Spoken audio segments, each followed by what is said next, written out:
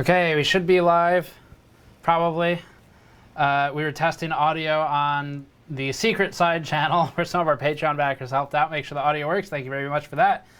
So we are live, I think. Let me know if there are any issues. I am going to send out a quick tweet and let everyone know we're live. So while I'm doing that, just let me know if everything seems okay. I'm seeing tweets, so that's good, or mentions in chat. All right, so Twitter, we are live. i7-8086K. So that's what we're doing today. We're going to be live overclocking. Let me know. Audio sounds fine, they say. All right, cool. Thank you very much. So what we are going to do is overclock an Intel i7-8086K. I haven't done a ton of work on this one. I've done enough to kind of figure out loosely what my parameters are for overclocking. I want to see how far we can push it. So what we know for sure, yes, it's already delidded. I'll get to that in a moment. I want to let some people join into the stream first, make sure we've got people watching, and then I'll start explaining everything. The setup's really cool though. So basically, yeah, overclocking the 8086K. We didn't want to do a full standalone review of this processor because it's an 8700. So if you know, like, especially stock, they're the same thing. 8086K, 8700K, same thing stock, basically. The voltage to sustain a set frequency, much like Ryzen 2000, is lower with the 8086K than with the 8700K. But other than that, the frequency is the same stock. So it overclocks better. So that's the thing with the new CPU. And that will answer Bill Wanchallo. And with the first donation, you seem like you're on every stream. Thank you so much for being a consistent watcher of ours and super chat backer. The CPU we are using today is not, in fact, 7980XE. It is the 8086K i7 CPU. So it is a special binned version of the 8700K, which many of you are likely familiar with.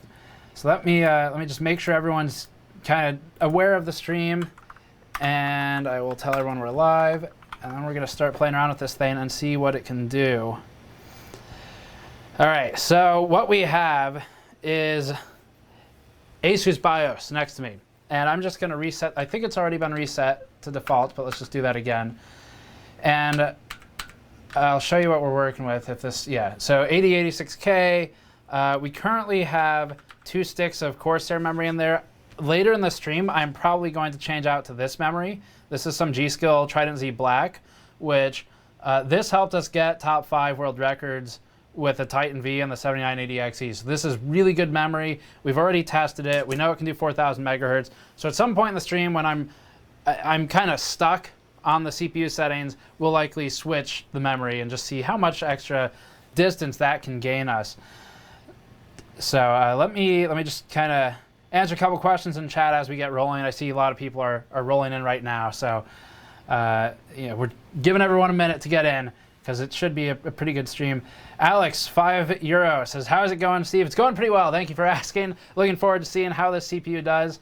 We're going to push for, I don't know, I'm hoping we can do at least 5.3 gigahertz. I see a couple of you in chat are talking about your overclocks. One of you, EK Dromi, you say you have yours at 5.2. So I want to see if I can beat yours today. We're going to go for 5.3. And I'd like to do 5.4, but I don't know that that's going to be possible. That's pretty hard to do. For cooling, we don't have anything really special or exotic on here. So that's going to be probably our limiting factor at some point. I'm not going to be able to do 1.5 volts, I don't think, for example. Still letting people roll in. It's building up fast, though. We're at 840, I think, watching now. Up from 400 a minute ago or so. So a couple of messages. Finn Dog, $2. Let's get this nuclear reactor going. We'll get there. I took the i9 out, so it's not as nuclear. It's like a baby nuclear reactor with the 8086K. Just to let you know, I guess, how this, the kind of power consumption. We just shot a video a little bit ago on the power consumption and thermals for the 8086K. And with one of the higher frequency and voltage settings, I think it was drawing 250 watts at the EPS 12 volt cables, which is a whole lot of power for what is a 6-core CPU. So it is quite power hungry. A couple more questions before I get started. How do you have your 8086K already? I got an email saying I won yesterday. Intel sent it to us. So I don't know. I thought, didn't they already sell them though? I thought you could already get them on like Amazon and Newegg. You don't have to win it. Okay, so all right, two quick super chats and then we'll get going. We're at 1,000 viewers now. I think that's good to start overclocking. So last two super chats before we get going and do some housekeeping stuff. Nori Rivera, $10, says, let's get all the memes out of the way. Did you use Google Translate for the dryer? Oh, really? Someone remembers that. Seriously, is Snowflake and Midnight okay from the fire? Yes, they're fine. NVIDIA clearly sent out those technicians, and shout out to Bot Crusher and Zeta. So in order, the dryer comment is related to the washer-dryer combo we had in Taipei. None of us had ever used a combo washer-dryer. It makes a lot of sense in a country where, or especially a city where there's not much space in the apartment. We couldn't read it. We needed help. Actually, Dennis from Linus Tech Tips helped us a bit with translating that thing. So thank you to Dennis for that. And the cats are fine from the fire, yes. Actually, everything's pretty much fine except for the entire breaker panel, which was replaced. Tech Therapy, €5. Can you overclock an 8086 4.77 megahertz non-K to 5 gigahertz? Is there actually an 8086 non-K? I'm actually not familiar with it. Bryn Palmer, 5NZ, says, better to get 8700K and hope to hit 5 gigahertz than pay the extra for the 8086K or and get the 5 gigahertz guarantee. So yeah, that's something I'm going to be talking about today is this thing actually worth it? And I guess we can kind of tackle that first. So one more thing, Bill Wanchalo says 5.4 gigahertz on his at 1.45 volts. So that's a high mark to beat, but we'll go for it. So, all right, we've got enough people in here. Let's do some of the housekeeping stuff. 8700K versus 8086K is a great question. I think it's like $420 for the 8086 versus, I don't know, $330 to $350 for the 8700K. That's a pretty big price difference. The way I look at it is it's the same CPU. Intel binned it. So they are doing effectively what someone like Silicon Lottery would typically do when you buy from them. If you would buy a binned 8700K from Silicon Lottery, it's really not any different. If you would not do that, and you're not planning on overclocking or not planning on overclocking and holding a high overclock, like 5G plus for a long period, then no, it's not worth it at all, because that's the whole point of the processor. But if you're doing any kind of competitive overclocking, it might be worth it. It's just, you know, worth is kind of a tough word because the value in terms of if you're benchmarking competitively, yeah, I guess so. But if you're just playing games, going from 4.9 to 5.0 to 5.1, not a tremendous difference in that. Even to 5.3, not a tremendous difference, but enough of one where if you genuinely enjoy that type of thing, of overclocking and just getting a higher number makes you happy, then yeah, it's worth it. So that's I don't know, it's a little wishy-washy, but in general, I would say probably get the 8700K, it's fine. If you're legitimately going to overclock, the 8086K might be worth it, but it is quite a price jump because at that price, you start buying higher core count CPUs. So you're balancing guaranteed high frequency versus do I want more threads? And that's going to come down to your use case. All right, so let's get started here. Let's get some baseline stuff. Quick note, we have our the limited edition foil shirt that I'm wearing now.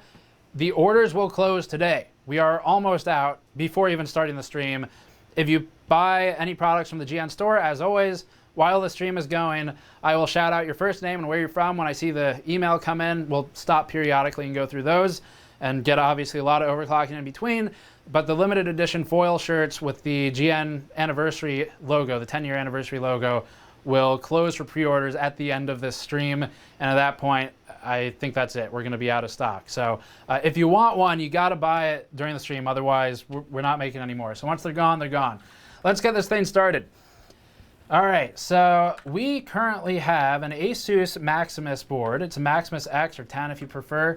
And all I'm going to do is enable XMP. I am not going to do anything special, and I'm saying yes to the prompt beyond that. And the reason for that is we want a baseline. So I want to know how much we've actually improved by the end of the stream. I'm not even going to increase the fan speeds. It's not necessary anyway for what we're doing, but I will once we start overclocking. So all of this is set to auto right now. And we'll go through some memory and all that other stuff later. This is resetting everything. Okay, so let's do that. Just doing some pre-show testing, and a lot of blue screens were happening, so hopefully I've saved this all some time. So this is restarting with just auto and XMP, and that's going to give us our baseline for Firestrike. I think we're going to use Firestrike today. The score I would like to hit by the end of the stream is going to be, let's go with 24,000 points in physics. So we're just going to run Firestrike physics. It'll be way faster that way, get a lot more benchmarking in. There will be a lot of blue screens during this testing. I'm going to warn you now. That's the nature of overclocking. I'll do my best to minimize them. I've pre-tested some voltages just to speed it up. But I apologize, there will be blue screens. We'll have plenty of super chats and fun things to go through though while that stuff is happening. So I will be sure to read your questions, whether they're in chat or super chat, when we have blue screens, just to have a bit of fun while we're doing this. So let's get our baseline in. I'll go through the components as soon as I get this thing running. So we're just going to do physics, and let me get a hardware info up, just kind of baseline thermals, and then I'll tell you about the configuration, the hardware configuration. So let's just pop up one of these, and maybe core 4, so we'll have 2 cores to look at once this is done. And it should be, okay, these clocks are probably correct. All right, just making sure the restore to defaults worked properly. We don't want to loop, we do want windowed. So, okay, first baseline benchmark here with the 8086K. What do we want to do about this glare? You got it? Nice. Okay, cool. So we are not doing direct capture. Every time we've tried that with overclocking, the capture card eventually loses the benchmark system because it crashes a lot, and so that causes issues.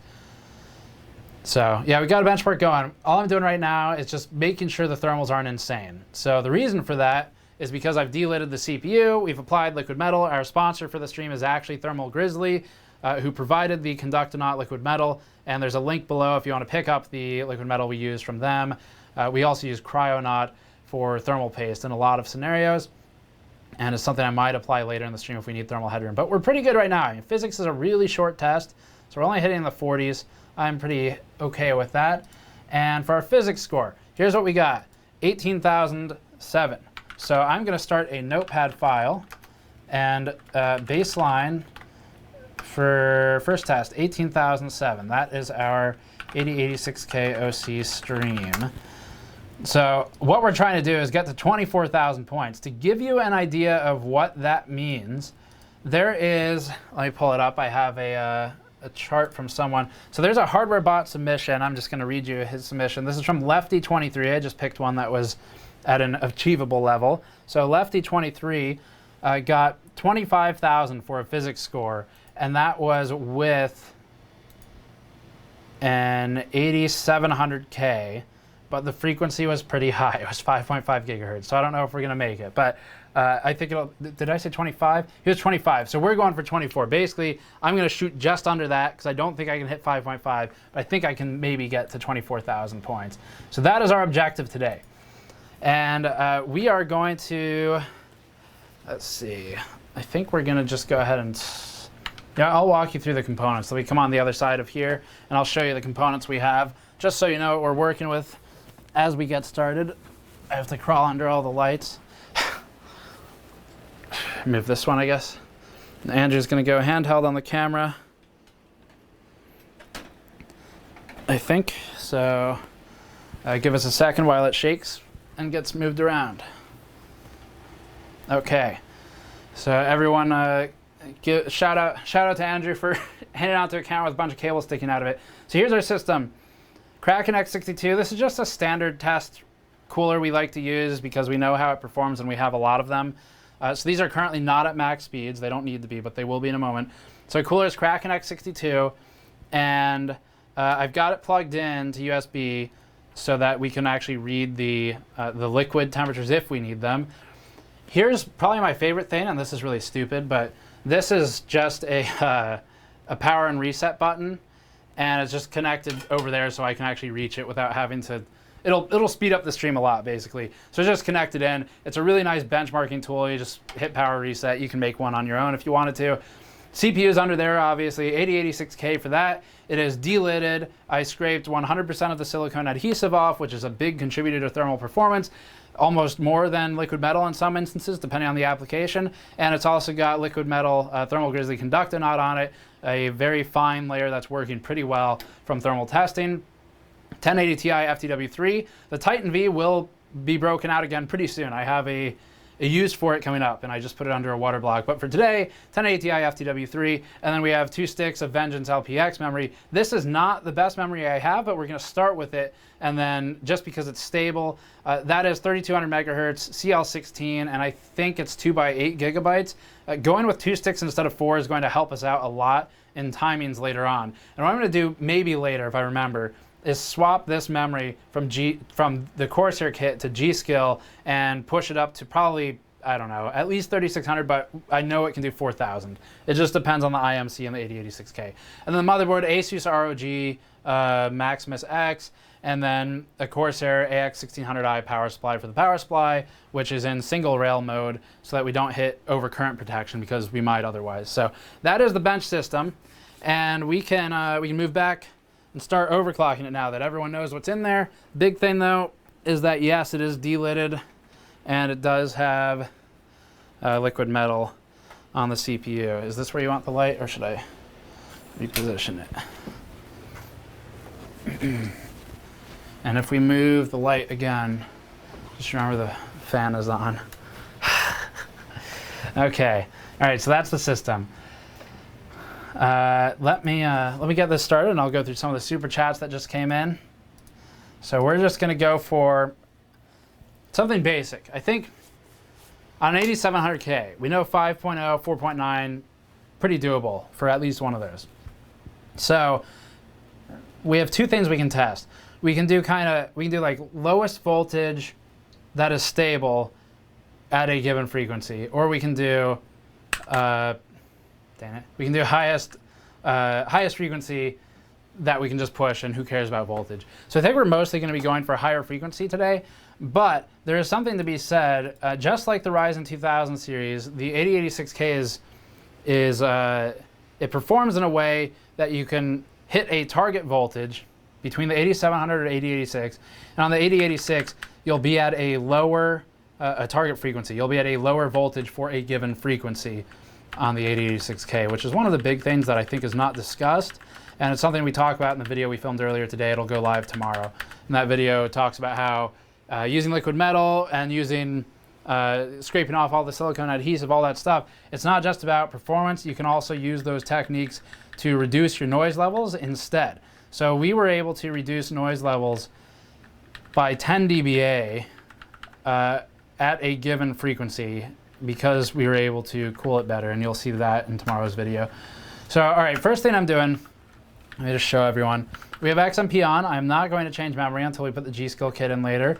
We're staying at 100 BCLK for now. We might be able to push this to 101, maybe 102 later, 101.5, and that'll be useful if we get stuck on our ratio. We're going to leave a lot of this stuff auto for now. Multi-core enhancement will be overridden, so I can leave it alone. This is changing to sync all cores. And we're going to start, let's just start at 49, because for sure that will work. And that's going to give us a 4.9 gigahertz clock, and then we'll move up from there. So establishing baseline overclock. And from here, I'm going to disable SVID support. So CPU SVID support is a protocol that can be used from for communicating between the CPU and the VRM, and disabling it is just helpful for a few reasons, one of which is over temperature and stuff like that. Digiplus power control, this is a panel most people don't really pay attention to. So this is present on basically every motherboard, just Asus has one of the more complete ones, and it's named specifically. So what we're going to do here is just increase the LLC. So load line calibration will help us keep a stable voltage. I'm sure a lot of this is kind of review for some of you guys, but if you don't know what it is, hopefully I can provide some insight today. So LLC, load line calibration, if we put it at 7, it will definitely hold the voltage I type in for vCore, but there's a good chance that it overshoots and overvolts beyond what I specified. So if I type in 1.41, it might jump to 1.44 sometimes, which can be dangerous. I'm going to put it at level 6 for now. We'll increase if we need to later for stability.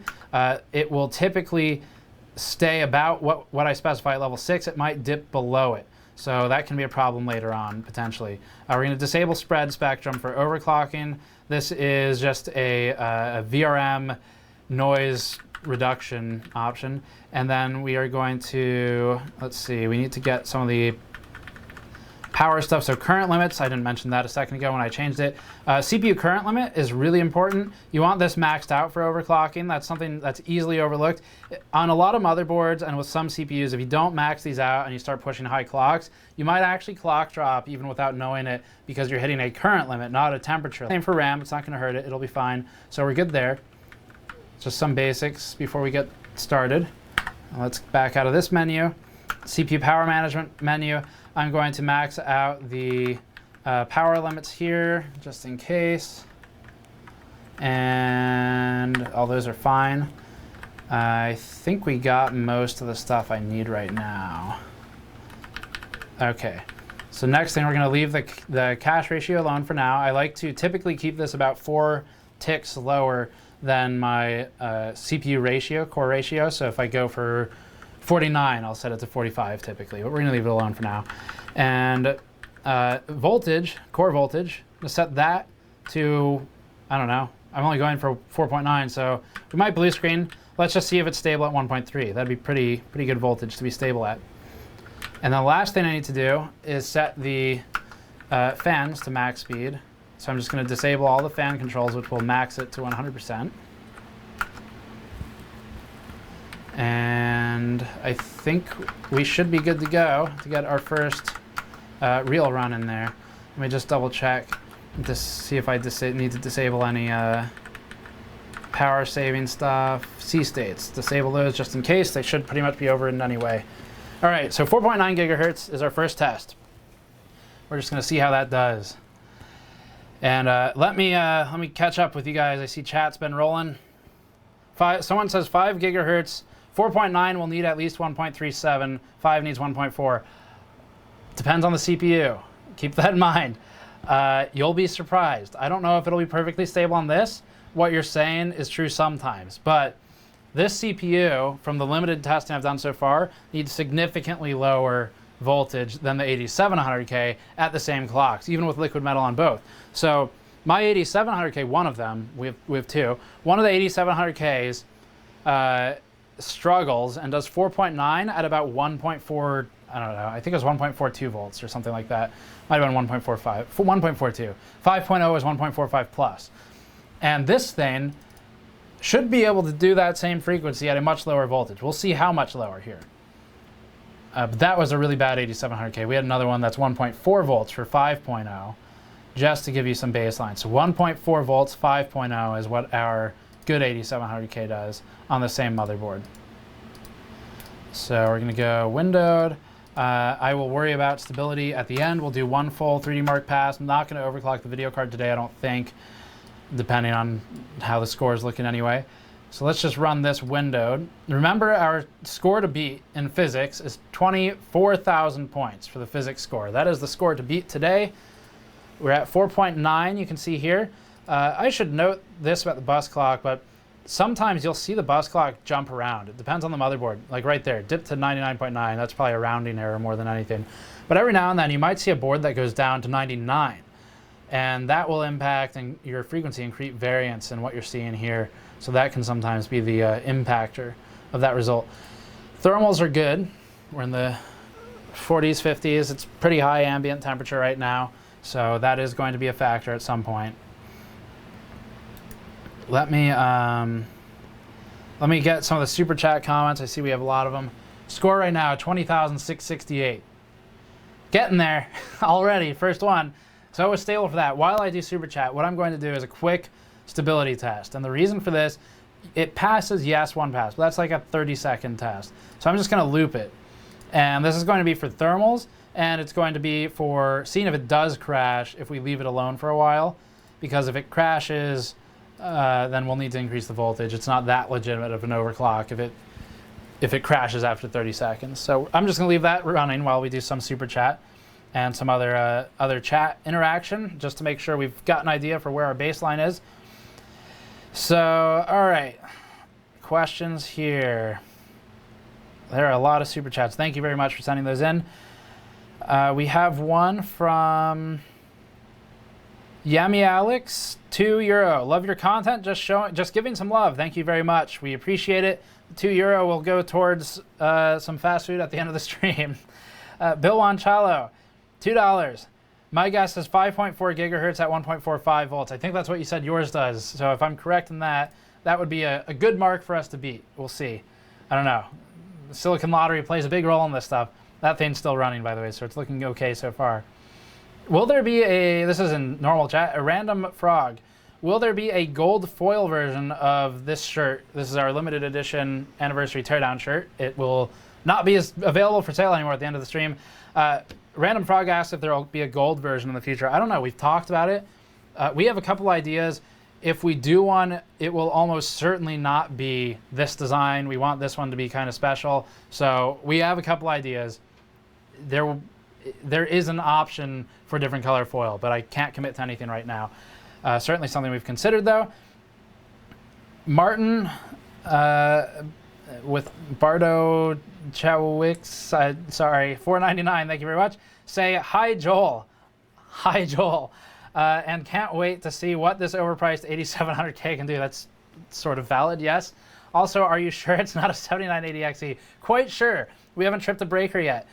Slide away is 24/7, $5. Can you daily 1.45 volts on Ryzen 2600X or keep it under 1.42? Supposedly it's written somewhere, but I can't find it. Can you run 2 AIO rads and 1 custom loop? 2 AIO rads and a custom loop. I know Super Chat's limiting on character count, but if I understand what you're saying, are you asking, like, for example, the fractal or the EK semi-closed loops where you can expand them? Because you can expand a closed loop if it has like a quick disconnect on it. So I hope I'm understanding that correctly. If that's the question, then yes, you just have to buy one that will work with it. And you have to make sure that the pump is powerful enough to push that much liquid. That's the biggest concern. Some of them come with their own pump in each block, like a GPU block, CPU block. I think AlphaCool used to do that. So that would be the most sure way to make sure you have the pump speed required to do what you're asking about. I hope I understand that question. As for Ryzen 2600X overclocking, I haven't worked with the 2600X since we reviewed it. Keep that in mind. I would always advise checking our review to see what we got there for overclocking and what voltage we set it at, because whatever we put there is what we were comfortable with for 24/7 for the most part. And I can't remember it because we write a lot of content. But that would be my recommendation. As for voltage, though, Ryzen does have different voltage requirements than Intel. With Ryzen 2000 series, I like to keep it like 1.4 and under. You can go over 1.4. It's normally fine. Just be really careful about the SoC voltage. That's the one that kills IMCs, or the SoC technically, on AMD Ryzen chips. That's the dangerous voltage. Core voltage, it's nice to keep it around 1.4, plus or minus maybe like 0.02 or something like that. So, okay. Next question is from Alex. I'm going to limit this to maybe 2 more before I move on to the benchmarking. Alex, €2. What's a good Firestrike score for personal rigs? That is a great question. It depends on your parts. Let me pull up a quick chart that we have and just get a good answer for you. So what do we call like a good price for the average personal machine? Maybe like $1,000 to $1,500 would be kind of in the mid to high class of machine. So let me just pull up our compiled GPU benchmarks sheet and see what our scores are there for synthetics. Synthetic GPU benchmarks. Okay. So to answer your question correctly, I'm just going to check our actual data. So if anyone wants to play along at home while I'm doing this Firestrike benchmarking, feel free to. Let me give you some sort of ballpark numbers. We had a 980 Ti and 7700K with a total score of 14,865 and a physics score of 14,652. So with our 7700K, I think at 4.5 gigahertz, it seems like it does between 13,900 and 14,600, depending on the other components like the memory and the clocks and all that stuff. But that's kind of the range for the 7700K for physics.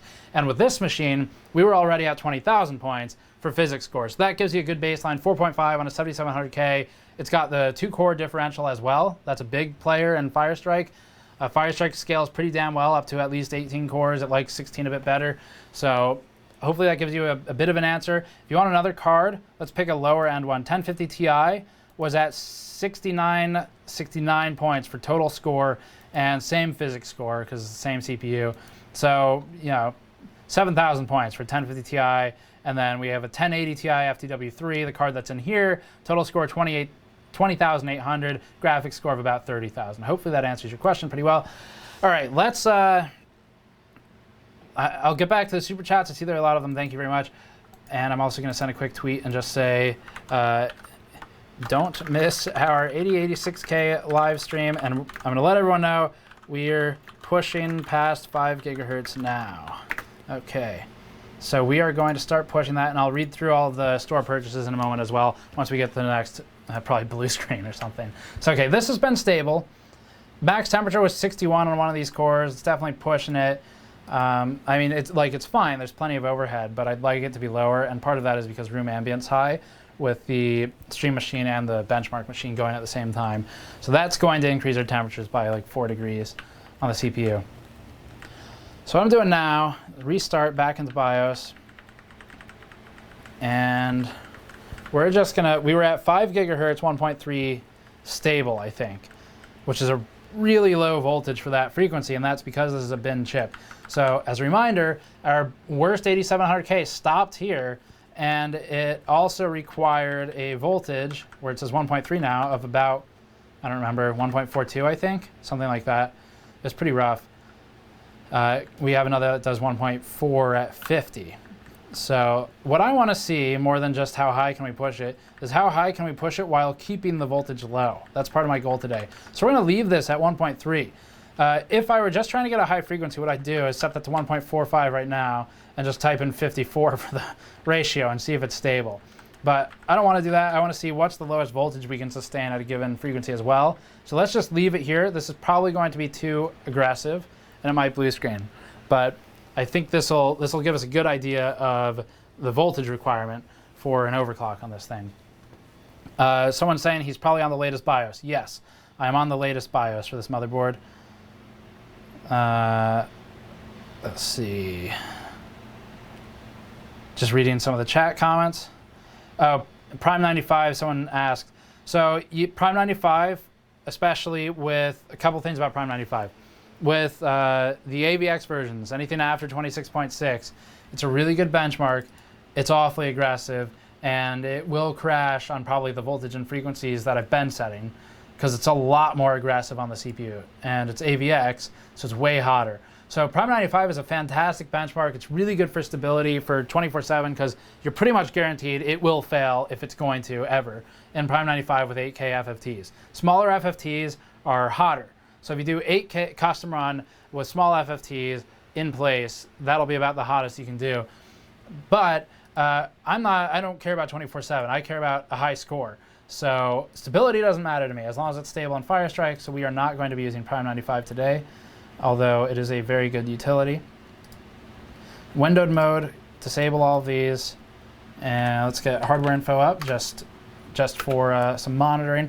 If you want to play along at home and kind of get some software going yourself, or maybe this inspires you to do some overclocking later, I can highly recommend Hardware Info 64. It's probably my favorite monitoring application, and it is free.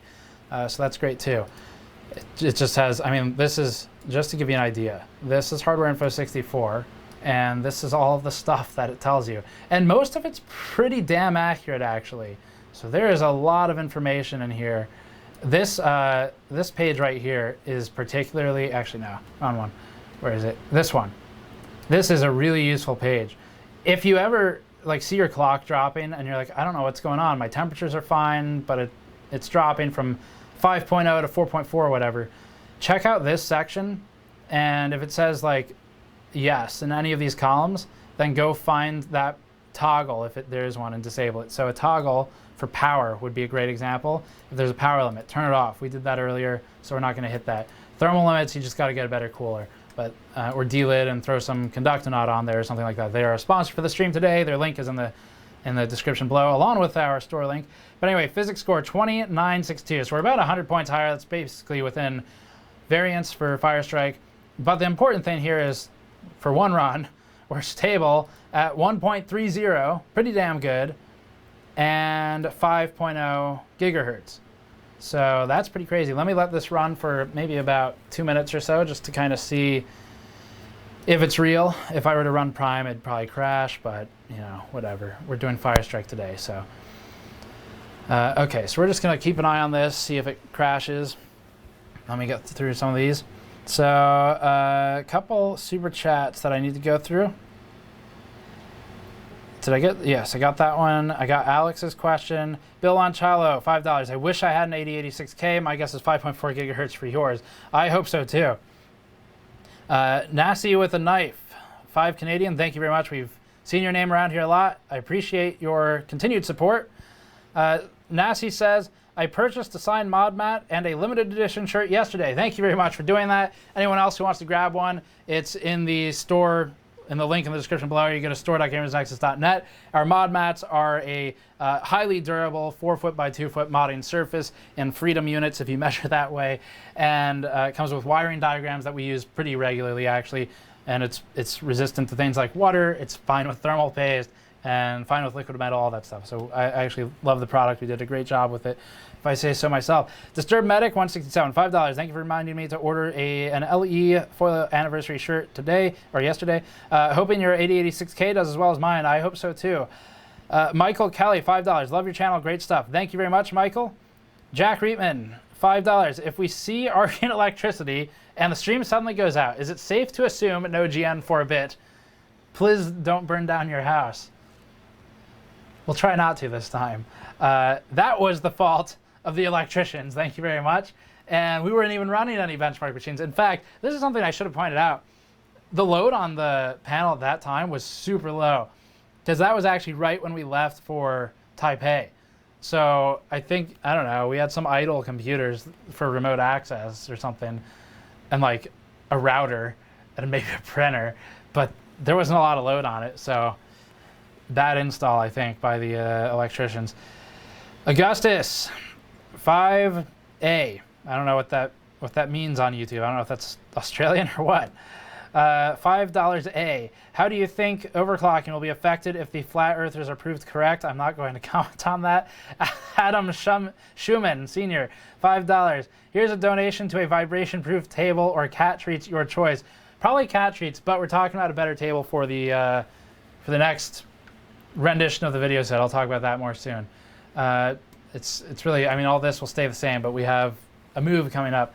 So this is still stable. Let me just kind of see what this thinks. Okay, so hardware info, which tends to be fairly accurate, via the motherboard readout, there's two sections. There's a CPU readout. You can see the headers up here, and there's a motherboard readout. Via this readout for the motherboard, vCore, where'd it go? 1.3. Pretty damn close. That's with the LLC 6, load line calibration 6. If we did LLC 7, it might spike up a bit and do maybe 1.31 instead or something like that. So that's pretty good. Measuring at the back of the socket would be the most accurate, but it's a huge pain to set that up, so we're not going to do that today. And it's not really stream friendly. So we're pretty stable here. Again, it probably wouldn't be stable for almost literally any other benchmark, but for Firestrike, or I shouldn't say for any other benchmark, but for games, it is stable. So that's fine for me. We're at like 2900 earlier at 5 gigahertz, 1.3 volts, I think. So let's just kind of leave that there. Let's restart, see what else we can get. Okay.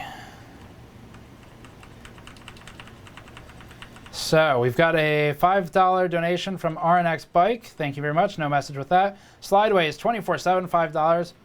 For the AIO, I have an H110 and an H55 lying around, and I was thinking about combining them on the same loop on the same pump.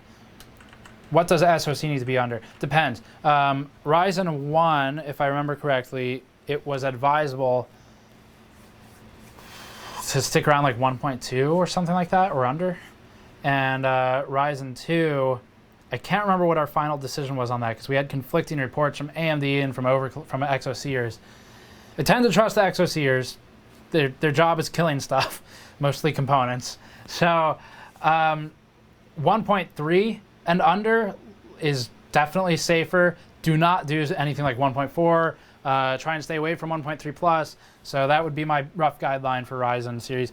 As for your loops, if you are handy and you can, chop the tubes off and run a new tube between them, sure, I guess you could do that. Yeah. One of them for the pump might be a little weak.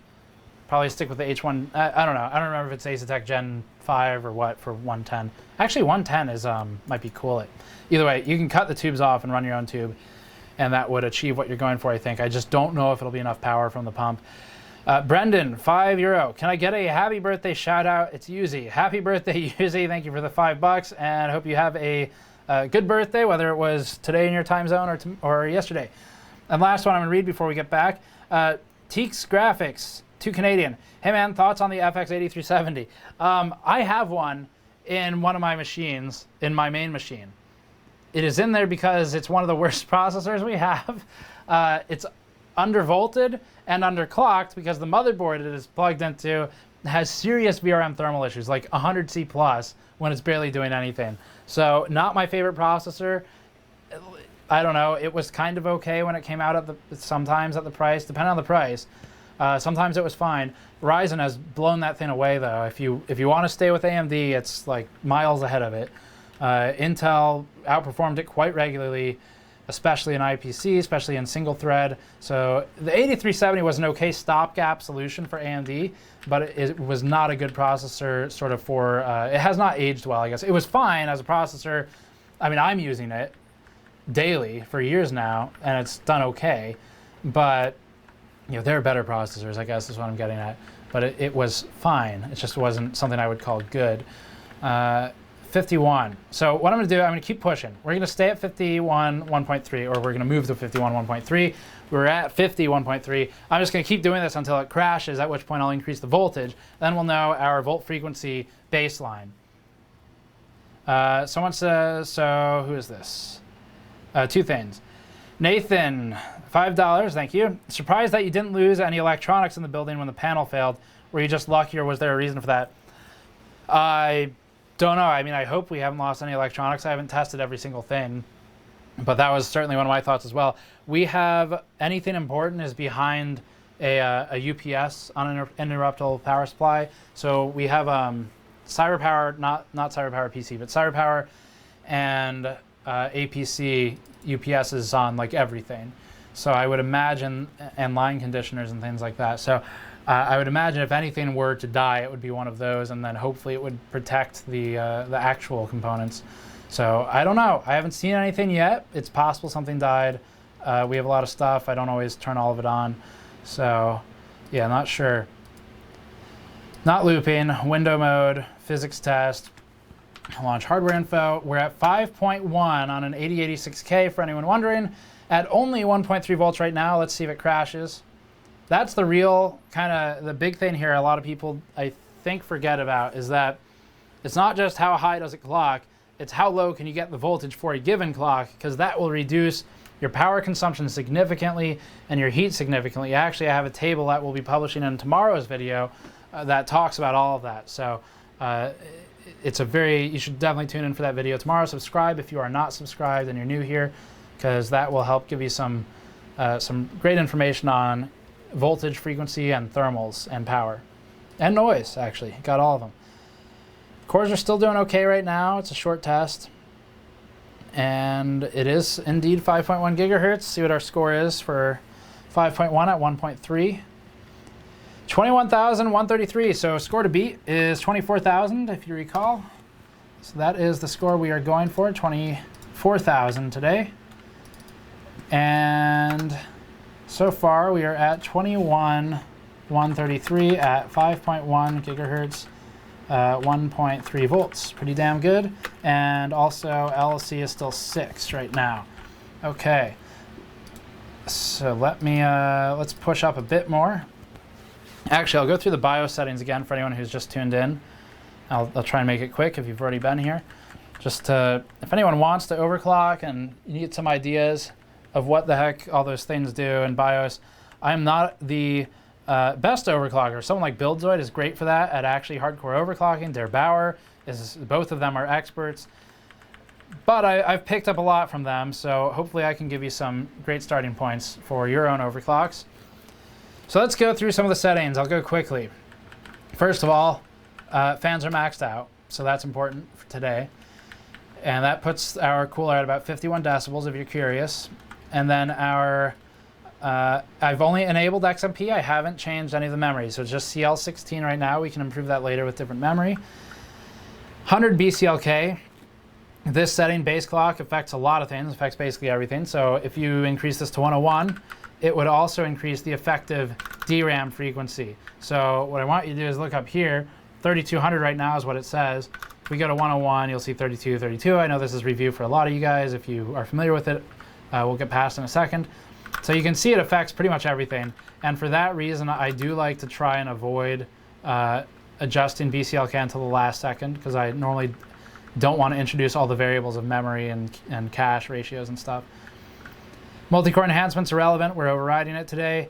SVID is an interconnect or a protocol, I suppose, between the VRM and the CPU. It's used as a communication hub, and I think it does a few other things I'm not familiar with, but that's the main one. So like over temperature would be an example, or over current protection on the VRM. Cores. You go per core if you have some stronger ones, but I'm going for all core just because I prefer that. It's easier. You could bin individual cores if you really wanted to go crazy. DRAM, we're ignoring all this stuff right now. And then this is a great menu. I already showed it earlier. DigiPlus power control. It's on basically every motherboard. Asus has a special name for it. But any motherboard, look for your power settings. Doesn't matter which board it is. Hopefully they have some. You want to max out your current limits and set load line calibration. I would recommend, generally speaking, setting this to the not max setting. So like Gigabyte, I think, calls them like turbo, extreme, stuff like that. Set it to the second highest one and check what the voltage readouts are. In hardware info, you should check back of the socket, but this is easier and good enough. So going to the extreme settings can sometimes, it will cause an over voltage scenario rather than an under voltage scenario, which is less safe in the former.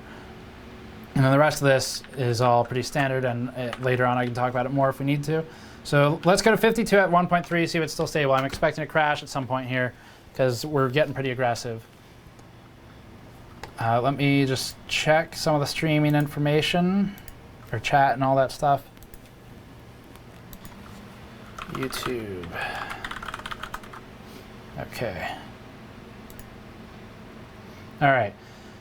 2321 viewers, thank you very much for tuning in.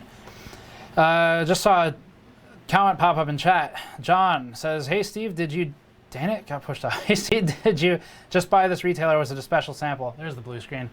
I don't know if it was special. It was a sample sent to us by Intel. I would imagine it's not, I don't know. I don't think it's special, but it's from Intel, to answer the question. Basically we said, you know, I don't particularly want to review this one. I'm very interested in the processor anyway, so what if we do an overclocking live stream, because I think that'd be fun and I want to see how high it clocks. But from a review standpoint, it's the same architecture as Coffee Lake. It's pretty similar to an 8700K. It just clocks a lot higher, so overclocking live stream made the most sense to me. So we just had our first blue screen of the night. Hopefully not of many, but we'll see. And that was at 52 for the ratio. So our ratio of 52, 5.2 gigahertz at 100, which, you know, let's kind of not let it get away from us how high of a frequency that is. 5.2 is a great frequency to be at for this kind of architecture. So we're going to go up to 1.35, see if that's enough for 5.2. It's a 0.05 increase in our voltage. Okay, let me get through. I'm just scrolling up to find the last question I did. You know what we should do is some of these store shout outs. So anyone who grabbed something from the GN store today while we're streaming, oh my God, that's, how do I, we've got a good amount of orders. Take me a minute to get through them. Thank you very much. As I was saying, almost scared to now because I don't know how long it'll take, but this limited edition shirt, we're closing sales at the end of the stream. We've basically sold out of our stock. For sure we're going to, but we'll have enough to get through the stream, probably. So we'll close sales at the end of the stream. If it's out, then it'll be grayed out. You won't be able to buy it. So it's not like you'll be able to buy one that's not there. But if you pick it up, or anything else in the store, mod mats, whatever, We have like the mod mat's a great tool for building computers. If you pick that stuff up during the stream, I'll shout out your name, first name, and where you're from, and what you bought. So we'll get through those in a moment. There's quite a lot of them. Thank you very much. Firestrike is what we want here. And let me just get this looping, hopefully, because we're at 1.35 and 5.2. That's, like I said before, that's pretty damn aggressive. And I repeat myself a lot in streams just because I know people come and go. But, you know, just for perspective, again, I've said this already, but our best 8700K was doing 5.0, and we're already 200 megahertz beyond that at a lower voltage. Our 8700K 5.0 at 1.4 volts on the same motherboard with the same settings. And this is 200 megahertz beyond it, and it's 0.05 volts below it. So pretty damn good. All right, see if this blue screens or not. And if it does not, then I will let it run a stability test while by which I mean just looping this, not prime. And then I'll get through some of the orders that came in. Thank you very much for the pickups. So okay, there it is. That's it. That's our run. It was stable for 30 seconds, which is all we need right now, but not quite good enough. 21.7. God, come on. Windows 10. All right.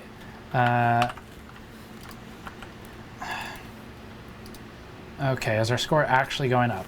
21.773. I would say that is, in fact, an increase. 5.2 gigahertz, 1.35 volts, LLC6, and I'm going to make a note for myself. 5.2 gigahertz, 1.3 volts. Let's just put it over here. Actually, it's called DNF. Did not finish. Okay, so there's our notes. Let's get this running for a bit, see if it survives for more than 30 seconds. Okay, so I've got a few things to read through for those of you who picked up shirts and things like that. One question in chat I just saw scrolling by. So, oh, we've got Sergeant Zeta, one of the mods in chat. Hey Zeta, thanks for joining. Zeta has a Twitch stream he does sometimes. You should check him out. Zeta, feel free to link your own stream and chat if you want. He does some streaming. He's part of our Patreon community. He's one of our mods. Strezabyte's also in chat. I believe Strezabyte has a YouTube channel of their own. You can check that out as well. Just click on, search their name, Strezabyte, for that. And thank you both of you for being here. So, okay, this thing's running. See if it's stable or not. I don't know, 1.35 is kind of pushing it. So let me read through some of these orders. Mark Andre from Canada picked up a limited edition foil teardown shirt and the GN Blueprint shirt. Large. I think you might have gotten the last one of those, or very close to it. We're almost out of those Blueprint shirts again. It's our only non-black shirt, I think, and I was really happy to add it, and I'm glad to see people like it. We're going to order more as soon as the stream's over, probably. Got one from Roger from Florida. That's in America, sort of. Got a limited edition foil shirt.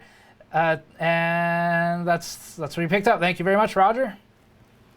This thing's still surviving. What's our temperature right now? It's 5200 frequency. You're doing fine. Thermals are in the upper 50s, kind of 60s sometimes. So we're actually okay right now on those. GN store. Okay, let me read a couple. Get through some more of these. Daniel from California purchased a limited edition foil shirt. Thank you, Daniel. We sincerely appreciate it. This is a fun product. I'm hoping we can do some more limited edition stuff in the future. I'm not positive what it's going to be yet. I have some ideas. I have some ideas for non-shirts as well. You'll see more of those soon. Raphael from Austria purchased a limited edition shirt. Thank you, Raphael. Alexander, this is still stable. It looks like stable as far as Firestrike physics goes. Not the most abusive test. Alexander from is that Massachusetts picked up a foil shirt as well. Thank you, Alexander. Got a couple more to go, quite a few more to go through. Chris from, where is this? UK, from the UK, got a foil shirt. Thank you very much, Chris, for your support. And Jacob from Illinois got a foil shirt as well. Kevin from New York, same thing, foil shirt. It's a popular item today. Adrian from Switzerland got a 2 limited edition shirts. And I'm going to probably pause after this one so that we can get back to the content. I really appreciate all the support. I'm going to try and, mix the appreciative shout outs and the actual content so no one gets too bored. Connor from Florida purchased a foil shirt. And let me do like one more because some more came in. Christopher, stop there, from Washington picked up a shirt as well. And let me do one last one for now. And Tyler from Virginia picked up a limited shirt. I was just in Virginia the other day, actually. Okay, so driving through. So what we have here is in the 50s still. We're doing actually pretty damn well for Nexus 62. Stable 5.2, 1.3 volts in Firestrike. Just to show a point, let me just kind of illustrate why this is not a good way to see if your overclock is stable in real life, so to speak. Because if we were to run like anything else, I'm fairly positive this will crash or drop cores. Oh yeah, big time. So let me just illustrate to you why Firestrike is not a good stability test. Firestrike, for purposes of what we're doing, we're trying to get a high Firestrike score. So the only thing it needs to be stable in is Firestrike. Realistically though, we've already dropped threads here. So we've dropped 1, 2, 3, 4, 5 of our threads with Prime 95, which is pretty similar to Blender. So I'll illustrate that here as well. With Blender, if we get a render going here, I don't know, we might drop threads, we might blue screen, or it might be stable. Blender's not as abusive as Prime, but it's pretty damn close. Prime's a great synthesizer for applications like Blender. It's AVX, it's abusive, it's a worst case scenario, but Blender's more realistic. So let's just kind of, it's currently collecting everything. It's going to start rendering in a moment, and we'll see if Blender's any easier on it than Prime, but probably it won't be too happy. Yeah, someone asked about will we overclock the GPU as well. The answer is no, sadly. Probably won't tonight. Mogbish, 100 NOK. Is that Norwegian kroner? Thank you very much, Mogbish. We sincerely appreciate your support. I hope you write down your settings of your highest stable OC for the rest of us. I will. There will be a follow-up article at least. There might be a follow-up video. It's looking pretty good, actually. Typically, Blender fails within 10 minutes. I'm not going to give it that long to fail today, just because it's a stream. But typically, it fails within 10 minutes if it's going to. So that's a good stability check. But yeah, I'll write down the OC settings once we're all done and publish them on the website, gamersnexus.net. If you want a quick reference, we'll probably do a follow-up video as well. So you can check it on the channel if you want a short form version. And this also will be archived for later reference. And let's see. Bill Wanchalo, $5. Wow, that seems like a really good chip. Yeah, it seems pretty good so far. But again, remember, we're crashing in Prime. It's surviving in Firestrike. We'll see if it survives Blender. Ultra Vlogger, $2. You're the best. Thank you very much, Ultra Vlogger. It sounds like you are the ultraist. Andreas, $5. Can you start a weekly GoFundMe to upgrade people from older AMD and Intel?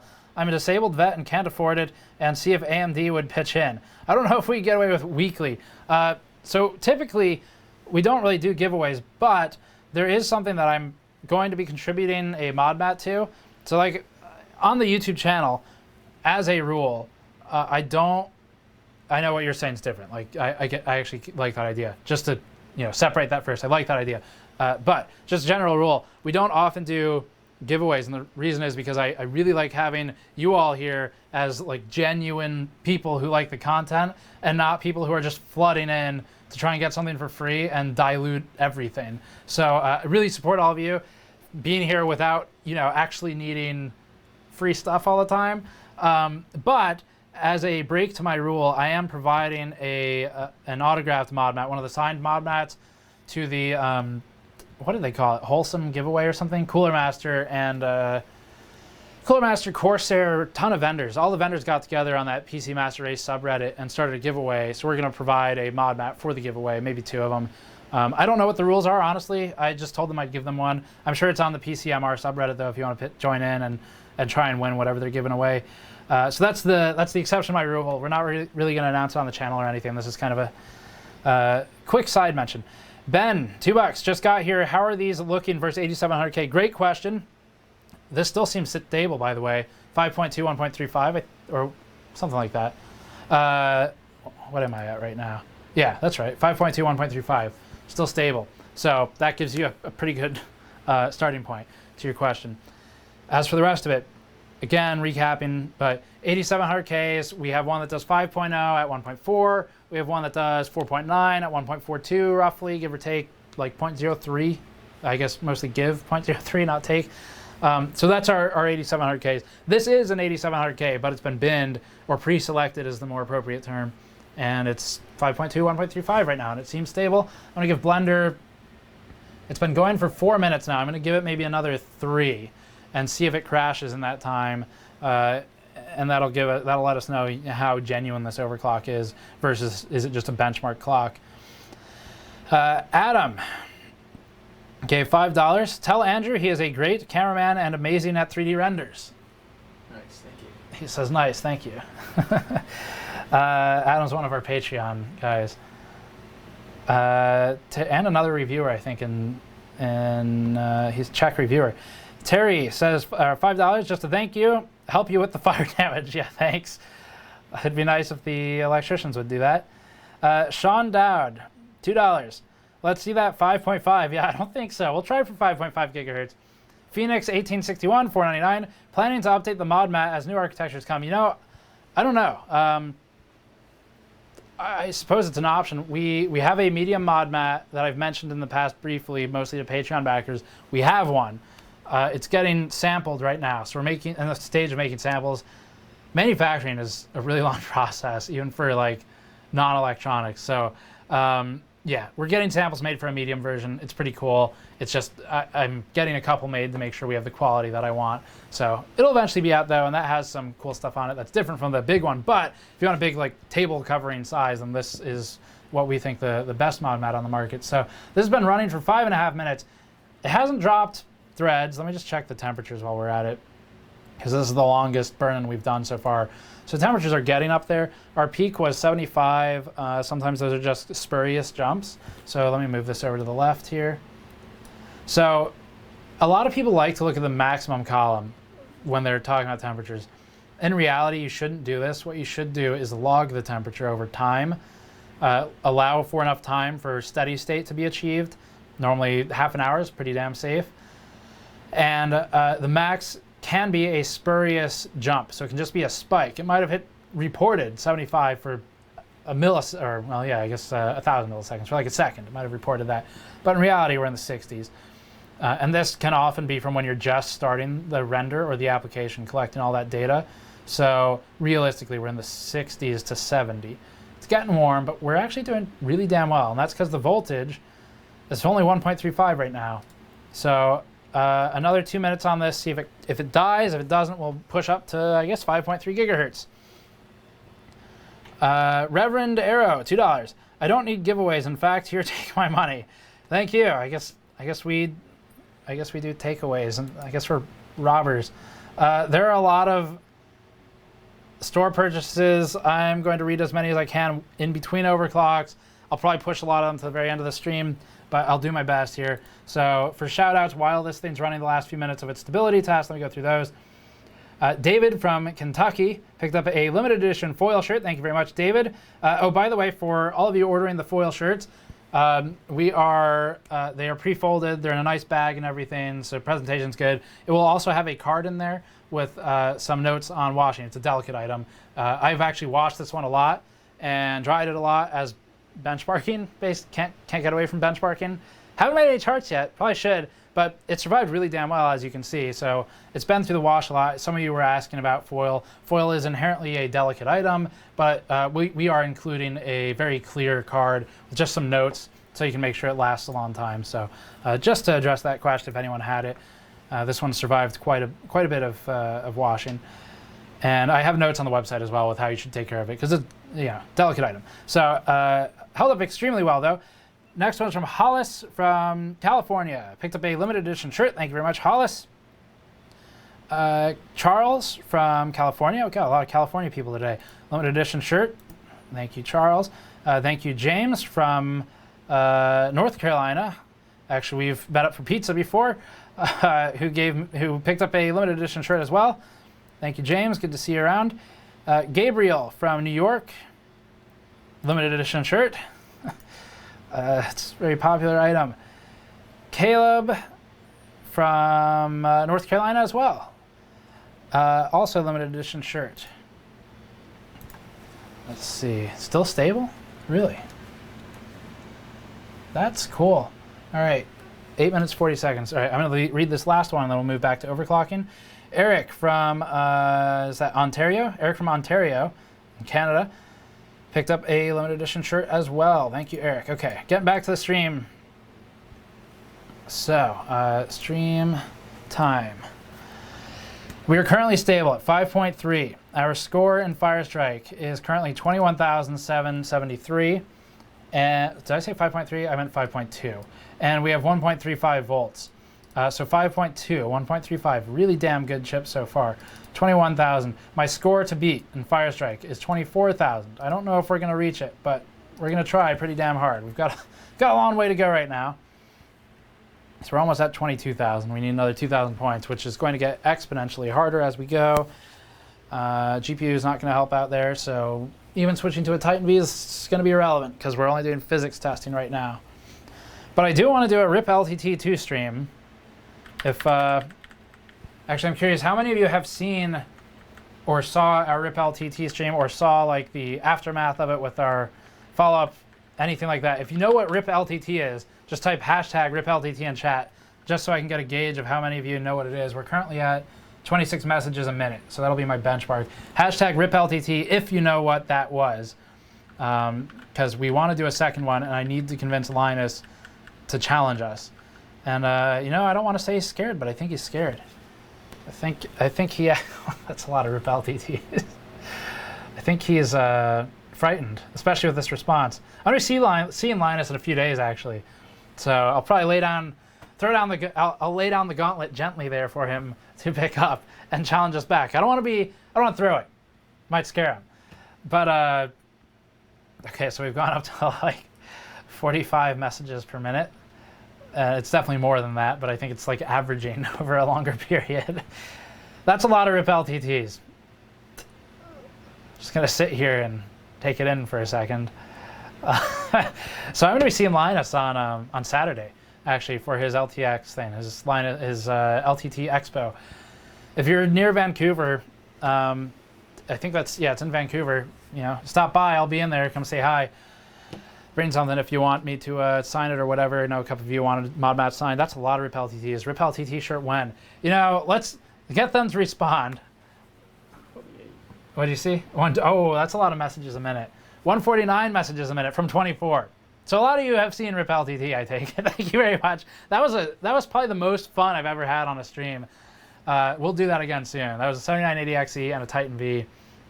And RIP Vince Lucido. I don't think so. Vince Lucido is Kingpin, if you don't know who he is. When you're looking at Firestrike scores, if you ever like, you know, I think I can get to top 100, and you want to compete.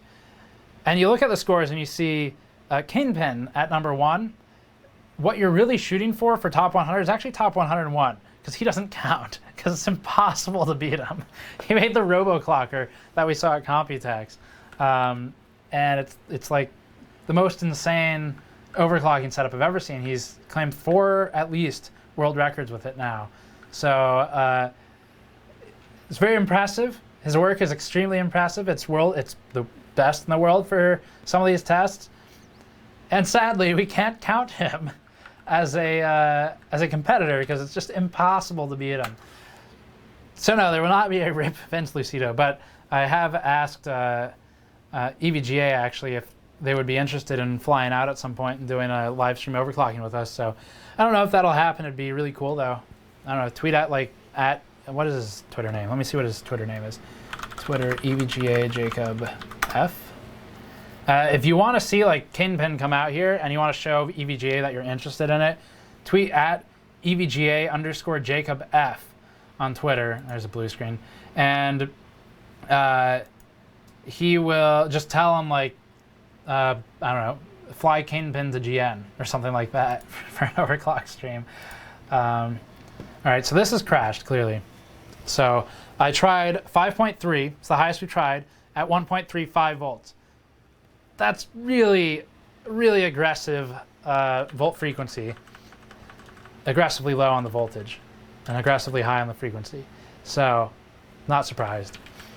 Let's see if we can do 5.3 at all. Let's go up a bit. I'm just going to go up by 0.05 once again, 1.35 to 1.4. Let's do that. All right. Okay, so got a couple more of these to read through super chats. Wishbone, $5. Is it possible to cover the let me interrupt this. Killer jellyfish. I need a bigger mod mat. 4 feet by 2 feet? You need a bigger one? Like we'd sell like 10 of them if they were any bigger. How much bigger does it need to be? I mean, like, are we talking like wall size or like car sunscreen size? This booted this time. Okay, so anyway, Wishbone, $5 was saying, is it possible to cover, shoot, I just scrolled past it. Is it possible to cover an entire motherboard with Thermal Grizzly's non-conductive paste for better out-of-the-box thermals and liquid metal on the CPU GPU?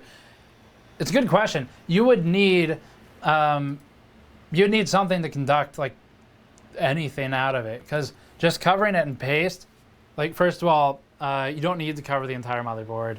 I'm sure you know this. Obviously, it's probably a joke question, but hypothetically, covering the whole motherboard doesn't gain you a lot in most instances, in almost all instances, because a motherboard is like fiberglass and copper. Basically, that's what it's made out of, and it's a lot of layers of it. So it's a natural heat sink.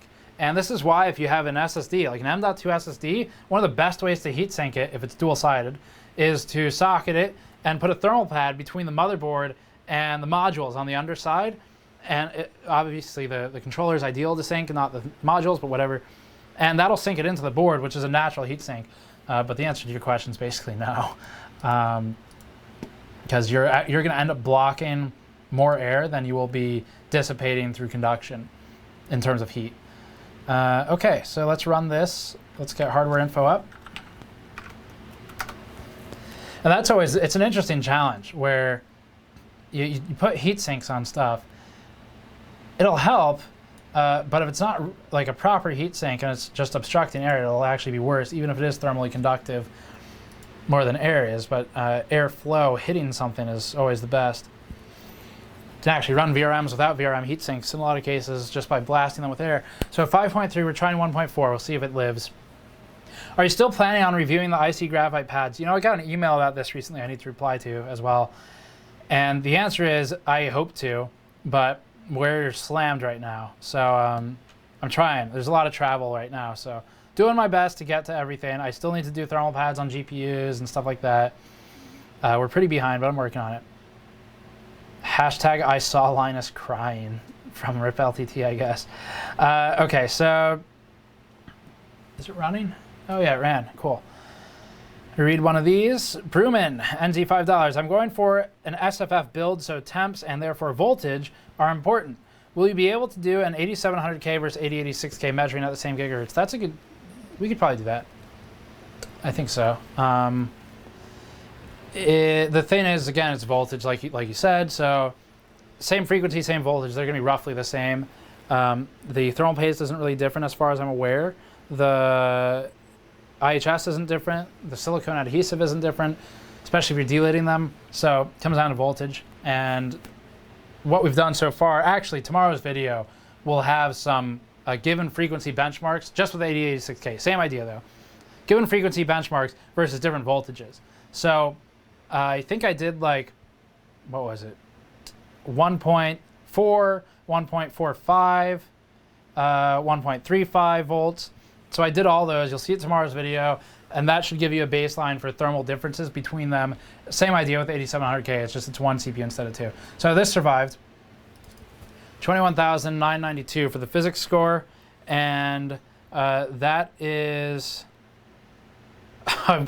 just got a text from Jacob from EVGA who said, LOL, what happened?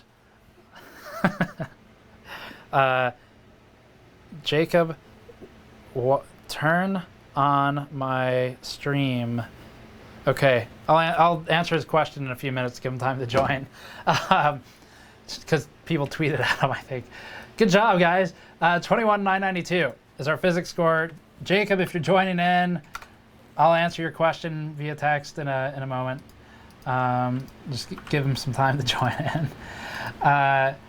So 21,992. It's really not going up that fast. If I want to hit 24,000, I'm gonna have to do a lot more than just the CPU, I think.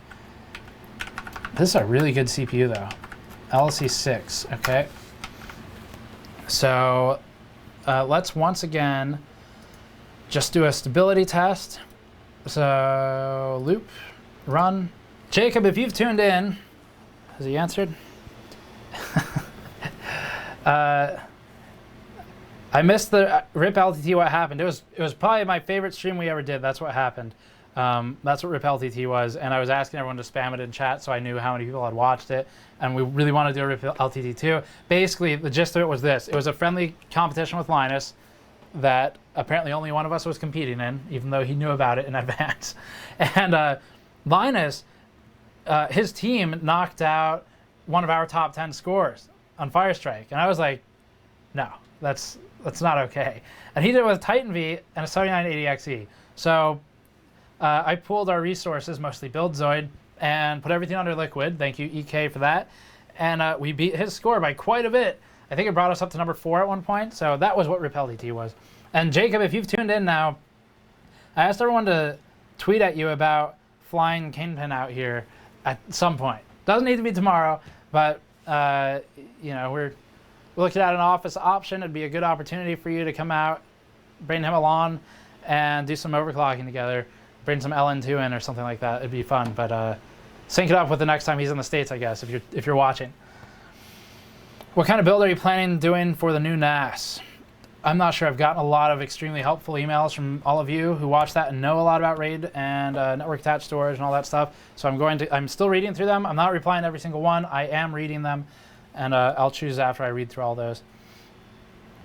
$10 from DBD Blackjack. Thank you very much. No message with that. Mogbish, 100 Norwegian kroner. Almost anything with limited edition in the name sells well, because that is the only reason I bought the 8086K. Go figure. Still resting in the package though.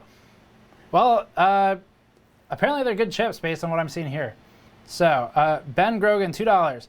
Live RIP LTX overclock off. That'd be fun. I don't know if Linus will have the time to do live overclocking versus each other, but I have some ideas for the future. I haven't figured them out yet, but I have some ideas for live overclock offs like you're talking about. Devin, $5. Made a purchase for the limited edition shirt and incorrectly filled in my address. Oops, I sent an email with the correct address. Sorry, lol. No problem, it's cool. We have a guy who does a great job with support. If you do have a problem like that, just email support@gamersnexus.net. He will make sure you get the thing that you bought.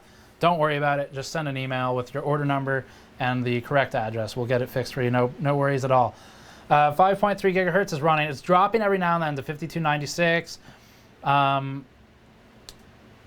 saw a little flicker that looked like some corruption, but it's holding relatively. And we're still in the 60s for temperatures. So we're doing okay right now. Let me pop up one of these. And let me pop up one of the hotter cores. Okay, so we've got 2 cores open. This is just a temperature readout. It's just to kind of, what I'm gonna do is look at these, sort of mentally average them after a moment or two of running. This is frequency, just make sure that's fairly stable. And then we'll know if this thing's actually any good for the clock, that is. Had another one, $2 from Nathan. What CPU did you RIP LTT with? That was the 7980XE, as you damn well know. You guys and your memes. Luke Norman, $10. Got a delidded 8700K, maxes out at 5.2 gigahertz at 1.43 volts, but temp peak at high 90s, low 60s during gaming. Using an H115i Pro cooler, will a custom loop get the max temps down the 70s? So it depends. Custom loops can be as effective, and I mean that in like almost ineffective. They can perform the same as a closed loop if they have similar pumps. You can definitely push a pump too hard if you have too many big radiators. So there's a lot of factors at play. But if you get a good pump, and what did you say you have? H115?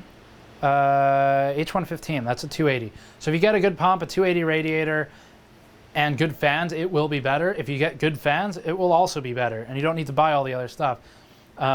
Unless you start sizing up the radiator, what that'll do is just give you more liquid to soak the heat into. So sort of the thermal saturation point, we'll call it, will be pushed out farther. So I've found with a 280 CLC, we tend to hit steady state liquid temperature at about 15 minutes of really intensive prime burn-in. And with a bigger radiator, like a 360 or 420, you start hitting the steady state point later.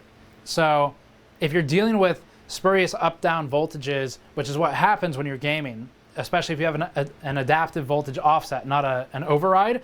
If you have an adaptive voltage offset and you're gaming is not like Prime or Firestrike. It will sort of drop the voltage as you hit menus and loading screens and places where you don't need the frequency or the voltage to sustain a frequency, a given frequency. So if you hit a black loading screen, for example, you're not rendering anything. So the point is, if you're playing like a game, having those bigger radiators can help, because over the period of playing a game for half an hour or an hour, it's taking longer to hit steady state. It's a pretty minor thing. The bigger thing that will actually fix your problem is just better fans, honestly. And I don't, if you have like the stock Corsair fans, you can definitely do better. You can even keep the same radiator, keep your cost way down. 280s are great, H115i is great, just put good fans on it and that'll help a lot. Also, the delidding helps a lot. Okay, so we're pretty stable here at, this is like, there we go. Okay, so we're bouncing up and down a little bit. The scale's awful. It looks way more exaggerated than it is. For example, the top to the bottom of this peak is like 1 megahertz. I shouldn't have done that, I guess, whatever. And our temperatures are looking okay too. So we can push this now a bit further and see if we can get, I don't know, 5.4, I guess. I think we're gonna start hitting a wall. The Sickness, 550. Is that a Disturbed reference? Love GN, please call out AV Techie, a tiny channel reviewer, 1.3K subs, I guess. Mostly cases, I try to help him out. Ideas, great guy too. Well, AV Techie, there's your shout out. Justin Murphy, 499. I'm starting to think you guys are being sabotaged with all these issues lately. Question, is it LTT or Cooler Master? I don't know. Cooler Master should be pretty happy right now because we just reviewed that H500 exceptionally positively. I like that case. So I'm going to go with Linus. That is definitely rational. 54 is what we're going for the multiplier. CPU ratio 54. And I'm going to get to the store orders in a moment. The rule is, if you buy something during the stream, we have the limited edition shirt that will no longer be available as the stream ends. It will be gone forever. I think this is going to crash. We'll see. I'm going to try and read every first name and where you're from for any purchases from the store. Mod mats, shirts, whatever. But some of it's going to get pushed to the end. So right now we're pushing for 5.4 gigahertz. I'll get through some more of these questions. There's some good ones here. 5.4 at 1.4 volts. I think it will crash. We will find out though. Gerald, $2. Thanks for the great content. Thank you, Gerald, for the $2. Alex, $2. Time for bed, almost 1:30 here. 19,463 on Firestrike, by the way. Nice, good job. Depending on your components, that's a pretty good score. Tiger Bob, $20. Wow, thank you. Will you sell a new hat design, possibly something with the Graph logo? We had, it's not a new design. We don't sell these currently, but this is the Graph logo on a hat. So I don't know, if there's interest, I guess let me know in chat. We don't sell as many hats as shirts and other things. So if you like this one, do let me know, because it's kind of like, it's not discontinued, but I'm not actively ordering them. So if there's interest, I'll order more, certainly. We can do other colors and stuff too. We can do different designs. All right. I'd buy a hat, someone says. This is not booting. So now I get to use my special button over here. And that's just a reset button that I wired up to the motherboard, so it's a bit faster. I think I hit reset. Yes. It is cycling right now. There we go. All right, so let me read through more of these. Tim LLL. Voting buy on hat. Hat, yes. Blue GN shirt and the cube. I like the graph logo the most. Yeah, a lot of people like that one. I'd buy a hat. Okay. So there's enough interest. We can order a couple, I guess.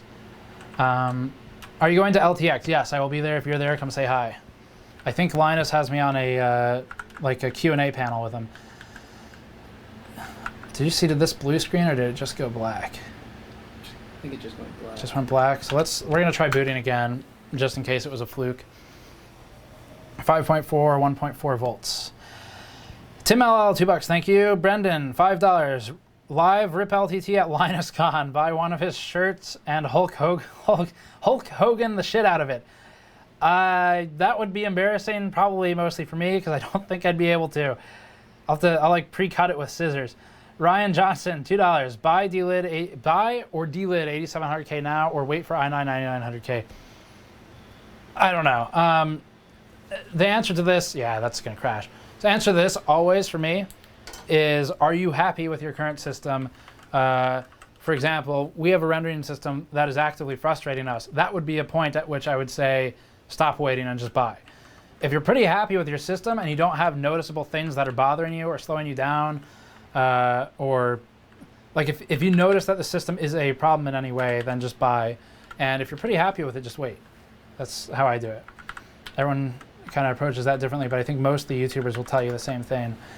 We're trying 1.42 volts at 5.4 gigahertz. Our multiplier is 54 right now. So right now we're just trying to get it to boot. MB, $2. What's your take on Gigabyte 370 Aorus Gaming 7? Thanks. X370. I think that board was fine. I honestly don't remember that board very well. The X470 is super overkill though, in a good way. So X470 is a good one. Buildzoid from actually Hardcore Overclocking has lots of PCB analysis videos. He does work for us as well, but he also has his own channel, actually Hardcore Overclocking, where he talks about all those motherboards. So definitely check him out. He might have done one for us on that board, but I don't remember. Yeah, sorry, I can tell you the X470 version of that board is really good though. The VRM's like insane. Mostly the cooler though. Totally unnecessary, but nice to have. Mustangs by Matt, $5. I missed the beginning. Are you using a Rocket Cool kit? I used it on my new i7 to get 4910 megahertz at 1.325 volts. So I used the Rocket Cool kit to delid it, and I'm using, I scraped off all of the silicone adhesive. That's a big deal with delidding. It does just as much as the liquid metal, and then I put Thermal Grizzly Conductanot on it, which is linked below if you want some, as they are an advertiser for the stream today. So yeah, I used the Rocket Cool kit. It's a good cheap kit. Like it does well and it's affordable, so I like that one. Okay, 1.42 is what we were at. Let's try 1.43. Just see if we can get this thing to boot at 5.4 gigahertz. This may be starting to hit our limitation. Did Buildzoid join in chat? Finally, the chat works for me, Buildzoid said. Buildzoid's in chat. He's actually Hardcore Overclocking. I don't know if chat lets you click on people's names. If it does, click on his name. Okay, so let me see. Is Buildzoid messaging me at all? No. Okay.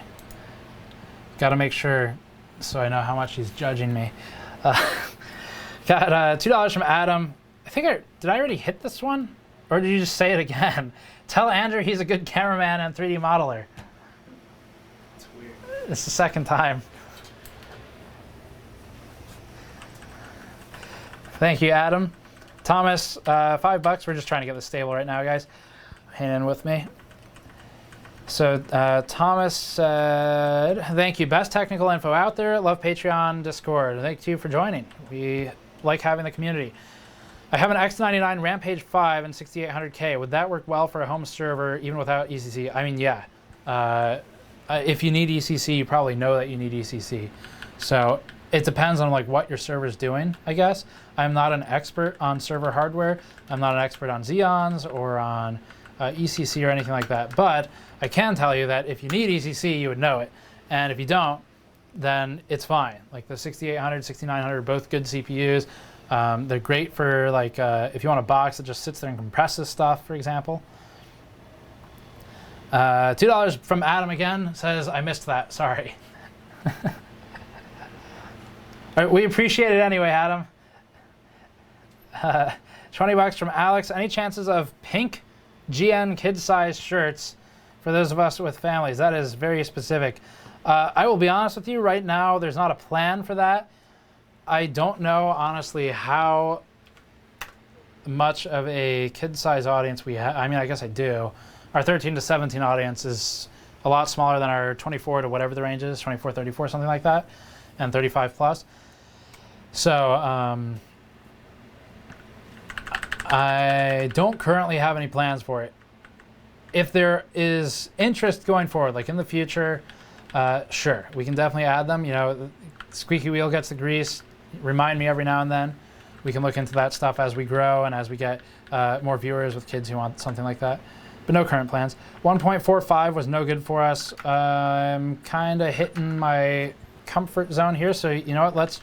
Let's just leave it at 1.45, and let's go down to let's go up to 101 BCLK. Let's go down to 53 core ratio and see what that does. That'll get us to 5350 megahertz. So it won't quite be 54, but it's pretty damn close. Got more things to read. The Martin 123. What CPU is that? Also Cube? Question mark.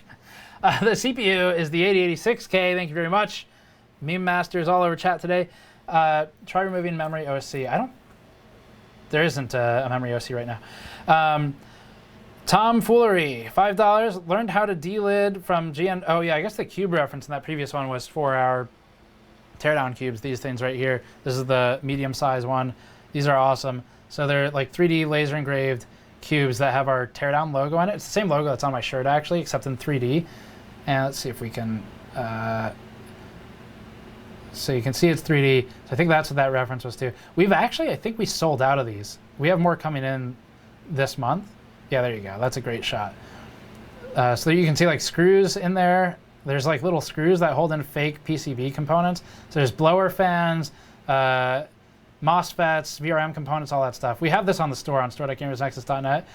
The big one is in stock. I think this one is out of stock though. But we are working on getting more in. So if that was your reference with the comment cube, then hopefully that answers it. I think we only have 2 more super chats for me to get through, so that I can look at some of the store shout outs and we can get to this. Booted, by the way. So 5350 booted, not stable, but it booted. Thank you Streza and Sergeant Zeta very much for the cube link in chat. Tomfoolery, $5. Learned how to delid from GN videos. Went from 65C idle on a 3770K to 27C, maxes out at 58C at 100% in prime. Gave my old CPU new life. That is great to hear. I'm so happy to hear that you guys get anything from all this stuff. Overclocking is a lot of fun. It's something I'm happy to bring more awareness to. Like, you shouldn't be scared of it. Just be really careful of voltages. Just kind of do some research on your architecture. Make sure you're staying within a reasonable voltage. And mostly be careful of the SoC voltage on Ryzen and the SA, system agent voltage on Intel. Those are the two that you need to be careful of. Those are the two that can kill stuff or degrade stuff the most easily if you type in something too high. But other than that, don't be afraid to overclock. I'm glad to hear that we helped you get interested in delidding. It's not difficult. It's a lot of fun. There is inherent risk with it, but if you follow the guides, you'll be okay. Ryan, $5. I guess I should have specified on 8700K versus waiting for 9900K. This is a new build that I'm getting parts for. First desktop build, wow, but anxious, thank you. First desktop. I don't know when the 9900K comes out. I am not even under NDA. So I have no idea when that's coming out. And if you are waiting for an indefinite period, I don't know. It depends how patient you are. That's just becomes a really personal question at that point. I am not that patient with that kind of stuff. Like if I want a new computer, if I'm building a new computer, whatever, I'll typically just do it. The performance difference will likely not be, well, is that going to be the 8 core? That might be 8 cores. It could be a significant performance difference, but we don't know what the price is going to be. So if it's like more expensive, then I don't know. It's all speculative. I would say It's probably going to be more expensive anyway. So I don't know. I definitely don't feel buyer's remorse. It's a few months out probably.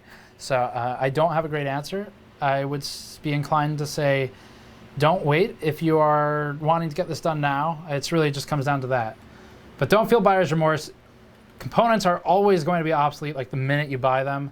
They'll perform well for many, many years. You could be good for 5 years on an 8700K or whatever. And yeah, it's the nature of the beast. The stuff is new quarterly almost. Physics score, 23,223. That's really promising. If you remember, so this is largely because of our memory change at this point. We have BCLK of 101 now. So if you're wondering where the heck did, we went from 21,992 to 23,223. Pretty big jump for only a 50 megahertz increase. We went from 5.3 to 5.35. So the real change here is the base clock, which went from 100 to 100.1 to 101.0. And that increases our memory frequency and a couple of other things. So what this is telling me, 24 might be achievable with change in memory. So we can try doing some memory tuning.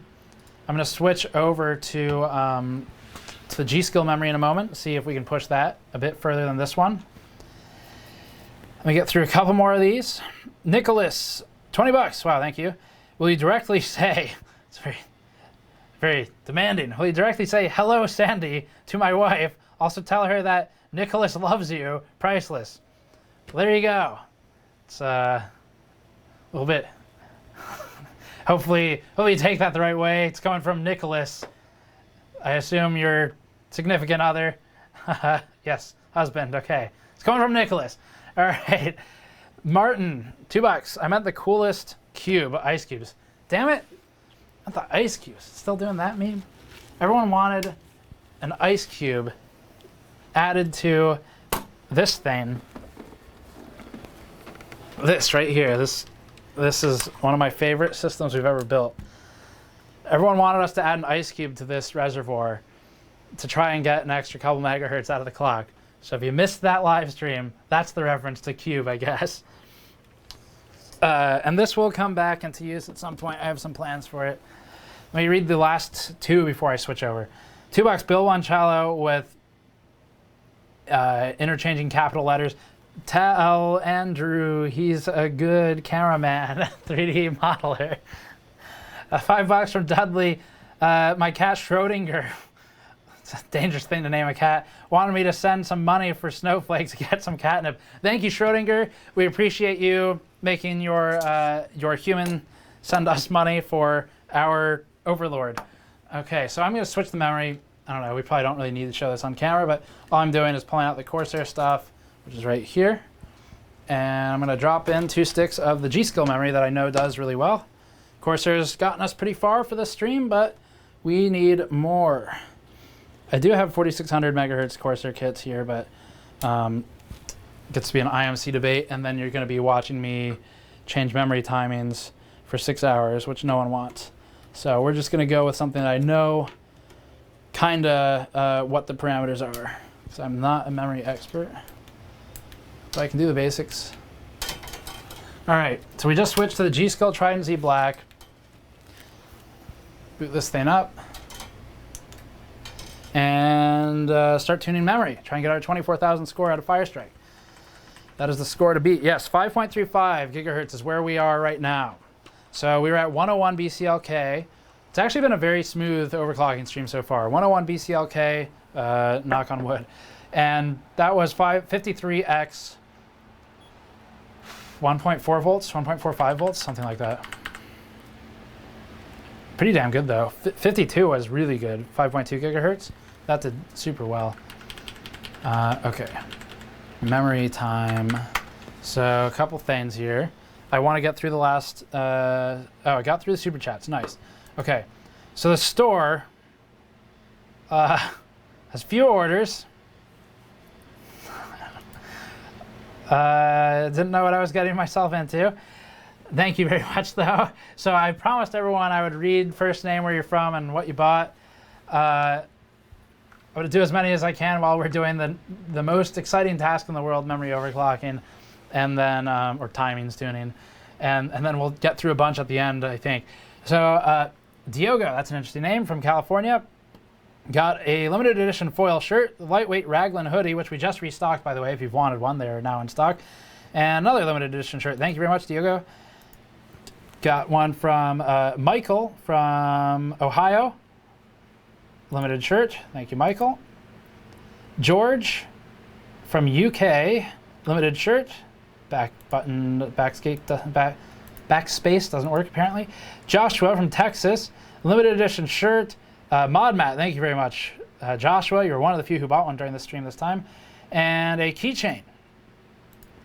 And the Modmats will be in stock very soon. They should be on the way to us. Limited edition shirt from Andreas in Germany. Thank you, Andreas. I'm going to get back to the memory overclocking in a second. Give me a moment, guys. I did say I would read these. GN Modmat autographed. Thank you very much. William from, is that Germany? Oh, no. US, but it looks like it's, oh, gotcha, yeah. US. Sorry about that. I saw DE and I just jumped to Germany. Chase, US, purchased a limited edition shirt. Let me do a couple more. Ben from the US, limited edition shirt. It's a very popular item. We, good call to close the sales today, I guess. Jeffrey, US, also Pennsylvania, good state. Got a limited edition shirt. Okay. All right, so what I'm going to do is reference our previous overclocking thing. RIP LTT was where I got these numbers. So the hashtag RIP LTT stream is the last time this memory was really pushing numbers for us. And we had it at 4,000, this is on a 7980XE, mind you. We had at 4,000 megahertz, VDIM 1.85, pretty aggressive, TCL 16, 16 for TRCD, 16 for TRP, 26 for TRAS. So let's just start setting some of those. I don't know if we're going to do 4,000, but it kind of depends on the IMC. I know the memory can do 4,000. I don't know what the CPU can do. Let's just train it a bit first. So we'll boot it at 36. And let's do 16. What else do we do? TRCD, we can do 16. TRP, act time, RAS act time. I think we did 26 last time for TRAS. Pretty damn aggressive. And command rate 1. A couple other settings we can do here. 16, 16, 26. Frequency's at 3600 right now. What else do we have? We had secondary timing, so TRRD underscore S 4 and TRRDL is 6. Let's just see if those hold on this this CPU. Ref cycle time, TREF. What did I have for TREF last time? 32727. Nope, that's the wrong one. Thinking of TRFC or something like that. TRFC I had 300 and 32727 for TREFI.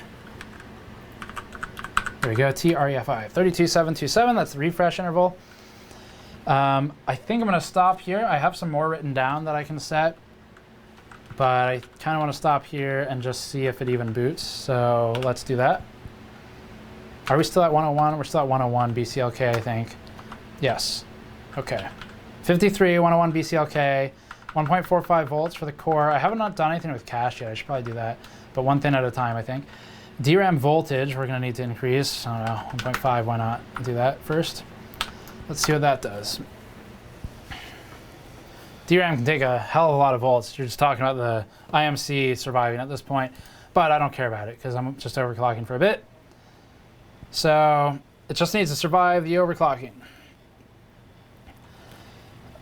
Oh yeah, this is a great point from Buildzoid. Actually, Hardcore Overclocking said, if anything, 8700K chips probably now range 4.9 to 5.1, since all the better chips would be 8086Ks. That is absolutely true. A lot of the, all of the 8086Ks are binned 8700s, so that's true. It's cycling right now. I'm gonna let it cycle a few times, see if it trains the timings into working. So we'll just give it some time to think about its life. But yeah, 8086Ks are allegedly limited edition.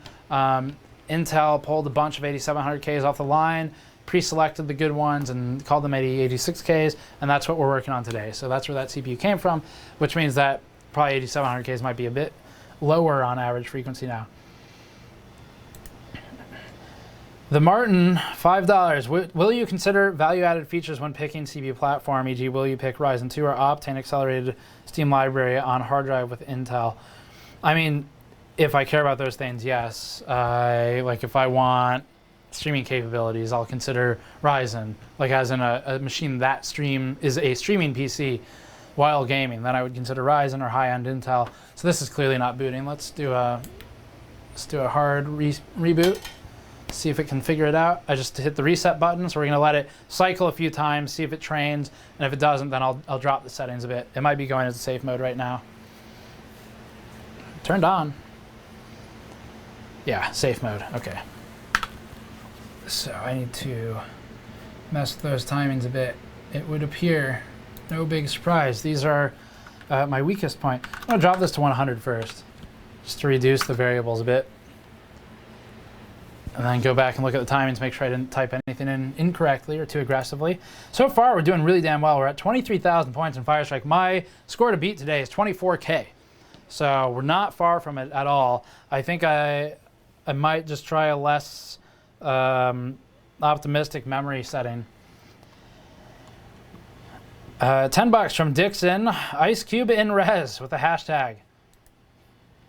Not on this one, you bastards. I used a closed loop cooler this time, so no Ice Cube for you. All right, this is not booting once again. Just hit that reset button, see what we can get to. Okay, got an order in from Caesar from the US. Limited edition shirt. Thank you very much, Caesar. Got one in from Thomas. I think I saw your name earlier. Super chat, maybe? Thomas from the US. Graph logo shirt. That's a good one. We're almost out of those too, I think. That was the tri-blend graph logo. Limited edition shirt from Logan, I think in the US. Christian from California. Limited edition shirt. This is still, let's try a boot again. Reset one more time before I do a hard boot. Thomas from the US picked up a foil teardown shirt from Indiana.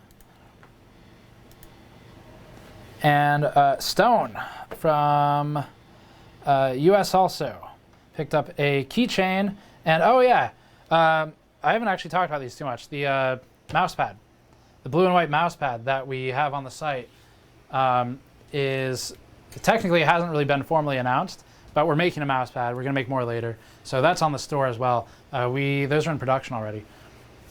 It's having trouble. So I'm gonna hit the red button. This is like the best button in the world on these things. It is a safe boot button if your motherboard has it. So it's just gonna basically boot without applying any of the overclock settings, and it'll sit and wait for me to go into BIOS so that we can get this tuned properly. Okay, so while that is sorting itself out, Jacob from New Jersey, limited edition shirt. Ryan from the US, Massachusetts, limited shirt. Michael from US, limited shirt.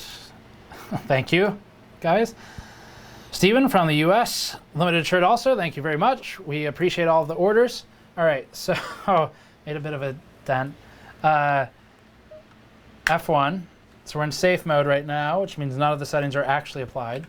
It's giving me a chance to fix my egregious errors that I've undoubtedly set upon the BIOS.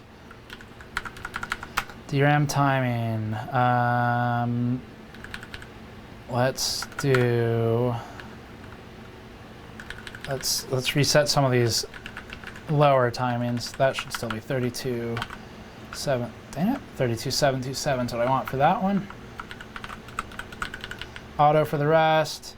16.26. That number right there might have to change. It worked on the X299 motherboard with 7980XE. Don't know that it'll work here. Technically, it's kind of outside guidance, but we're gonna give it a shot. So I've removed the secondary timing settings. We're going back to just primary.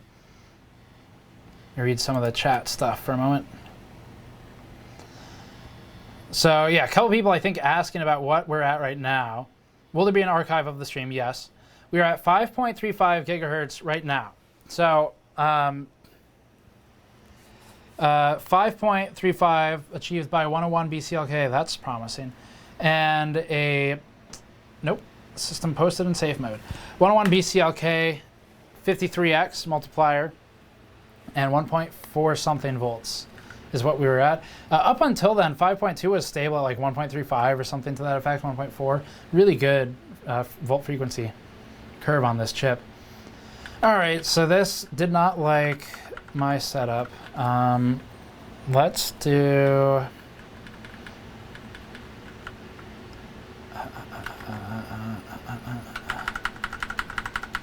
Let's do a bit more voltage.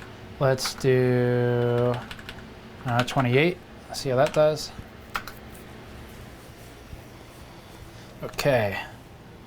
We've got more. We have a new meme, Andrew. It's happening. Sergeant Zeta, $5. Kindly communicate to Andrew that he is a skilled camera operator and three-dimensional graphic artist. Andrew says, oh no. Put it in a bucket of frozen mineral oil. Yeah. All right. Not liking that one either. Let's hit that safe boot button. I actually hit the retry button a bit. So retry is another good button. It basically does memory training. I don't know if I was going for a retry and I might have hit safe boot, but anyway, retry is a great button on boards if you have it. Our memory video, recent one, talks about memory training, and part of memory training is just booting over and over and over until the CPU sorts itself and figures out some timings, because there are a lot of times that are not exposed to us, even on stuff like Asus boards where you see it like everything, you would think. So there are a lot of really low level timings that get tuned by the CPU as you're cycling. And cycling can sometimes make it work itself and find a stable timing. Reverend Arrow, $2. OC Andrew to improve video and 3D graphic art. What? OC Andrew. Okay, is it gonna boot? Come on, you bastard. It's trying. It's just cycling right now. I heard the fan spin up a bit. All right, so anyway, we're at 23K, going for 24. Just need to get it to turn on. It's a bit of a problem. And you know what I should do is just boot with XMP and just see what's going on here. It's still cycling. Let it try a few more times, then I'll boot manually. Per Olaf from Sweden, limited edition teardown shirt. Thank you, Per Olaf from Sweden. Thank you, Ryan from Australia. That's going a long way for that teardown shirt. Much appreciated, Ryan. Brandon from Texas got the GN Blue and White microfiber cloth mouse pad, one of the first few. Tom from Ohio picked up the decal and stickers on the store, 2 large stickers going to Ohio, thank you. And John from California picked up a teardown shirt. Thank you very much. Hey, it turned on. It's probably safe booting, but we'll see. Almost definitely. Okay, so what we're gonna do is very simple. I'm gonna get rid of all the stuff I'm not positive about. And you know what? Let's just do this. Let's do auto, and let's do XMP. Yes. Okay. And we're doing 101. And we're doing 53. And all of my power settings should still be in there. Yes, they are. Okay. My voltage should still be here. Yes. All right. So let's do just that. That really isn't asking a whole lot. So if that's a problem, then I might switch to 2 other sticks of memory. Okay, so oh, it sounds like it's booting this time. Excellent. Andrew from Kentucky picked up a limited edition shirt. Thank you very much, Andrew. Different Andrew. James from, what is that, Wisconsin, picked up a limited edition shirt. It's booting. Okay, we can do fire strike again. It's at 3600 megahertz with no real tuning right now. Maybe that'll be enough for 24K. Matthew from Canada picked up a teardown shirt foil. Andrew from New York picked up a teardown shirt as well. Thank you very much. Adam from US picked up a lightweight raglan hoodie and a keychain. Thank you, Adam. All right, 3D Mark, here we go. It's been a little while since we've done one of these now because I was trying to get stuff stable. Not a whole lot has changed, but maybe it's enough. 24K is what I would like to see by the end of all this for the physics score only. And we can get a bit by closing all these applications, run it full screen, all that stuff, but just running it like this for now. CPU is jumping up a bit in temperature this time. Read through some more of these. Jeremy from Canada picked up a shirt as well. David from New Mexico picked up a Graph logo shirt. Got some variety in there. All right, I'm gonna check out chat.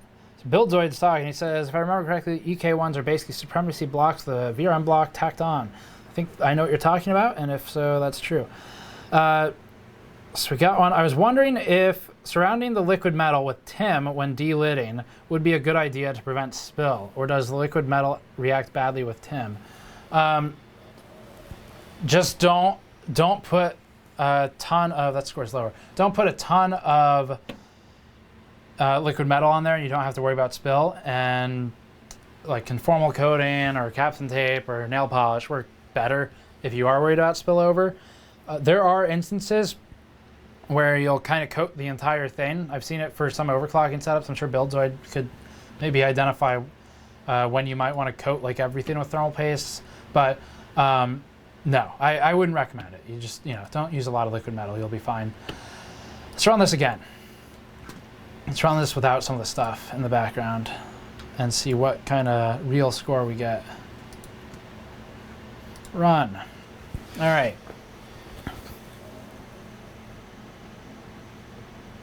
Okay, so a couple more super chats. Oh, hey, these are yes, got this one, got the Andrew meme that has popped up now. Brendan, $5. Were you doing some downhill mountain biking? Your arms are tan as fuck and your hands are super white and you've got a big boo-boo on your forearm. That's extremely what do you call it? Observant of you. There you go. Yeah, I mean, I wear gloves, and then like this part's not covered by arm guards. Yeah, I was doing some downhill biking last weekend actually. I'll be doing some more coming up. Those videos will be going to the GN Steve channel this season. I'm saving up a lot of them. I'm gonna start scheduling downhill mountain bike videos on the GN Steve side channel. 23217. Run it one more time just so we get an idea what kind of variance we have run to run here. So that was 22,500, 23,200. It's a bit of jumps. Am I getting spammed on Discord or on my phone? Everywhere. Oh, I need to give Buildzoid mod status so he can answer questions faster. Yeah, so we've got that running another pass. Where do I create moderators? Channel? I don't remember where to create moderators. Community settings? I think that's it. Yeah, that's it. Okay. Moderators. Actually hardcore overclocking. Damn it. No match was found. Actually hardcore. Score 23,339. There's your variance. So 22,500 to 23,339. That's quite a bit. So we're getting really close, about 700 points away from what I want to see tonight. Why is it not finding you? That is super annoying. Let's try a channel link maybe. Buildzoid's in chat, by the way. Actually, that's actually hardcore overclocking. I believe. There we go. Gotcha. Okay, Buildzoid, you're added as a moderator now. You should be able to respond to questions faster. All right. How did you and Buildzoid meet? Someone I know in the industry pointed me to one of Buildzoid's videos quite a while ago, around the RX 400 launch. And I messaged him and I was like, do you want to analyze some PCBs for us? And he said yes. Okay, so 23339, I don't know. Let's just play around and BIOS the memory and see what we can do.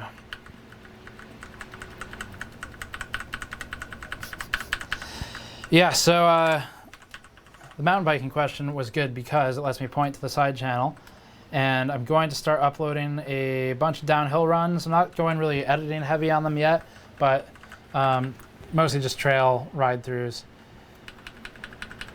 And I'll be at Whistler briefly after Linus's Expo. After LTX, I'll be in Whistler doing the downhill park, so if you're out there, come say hi.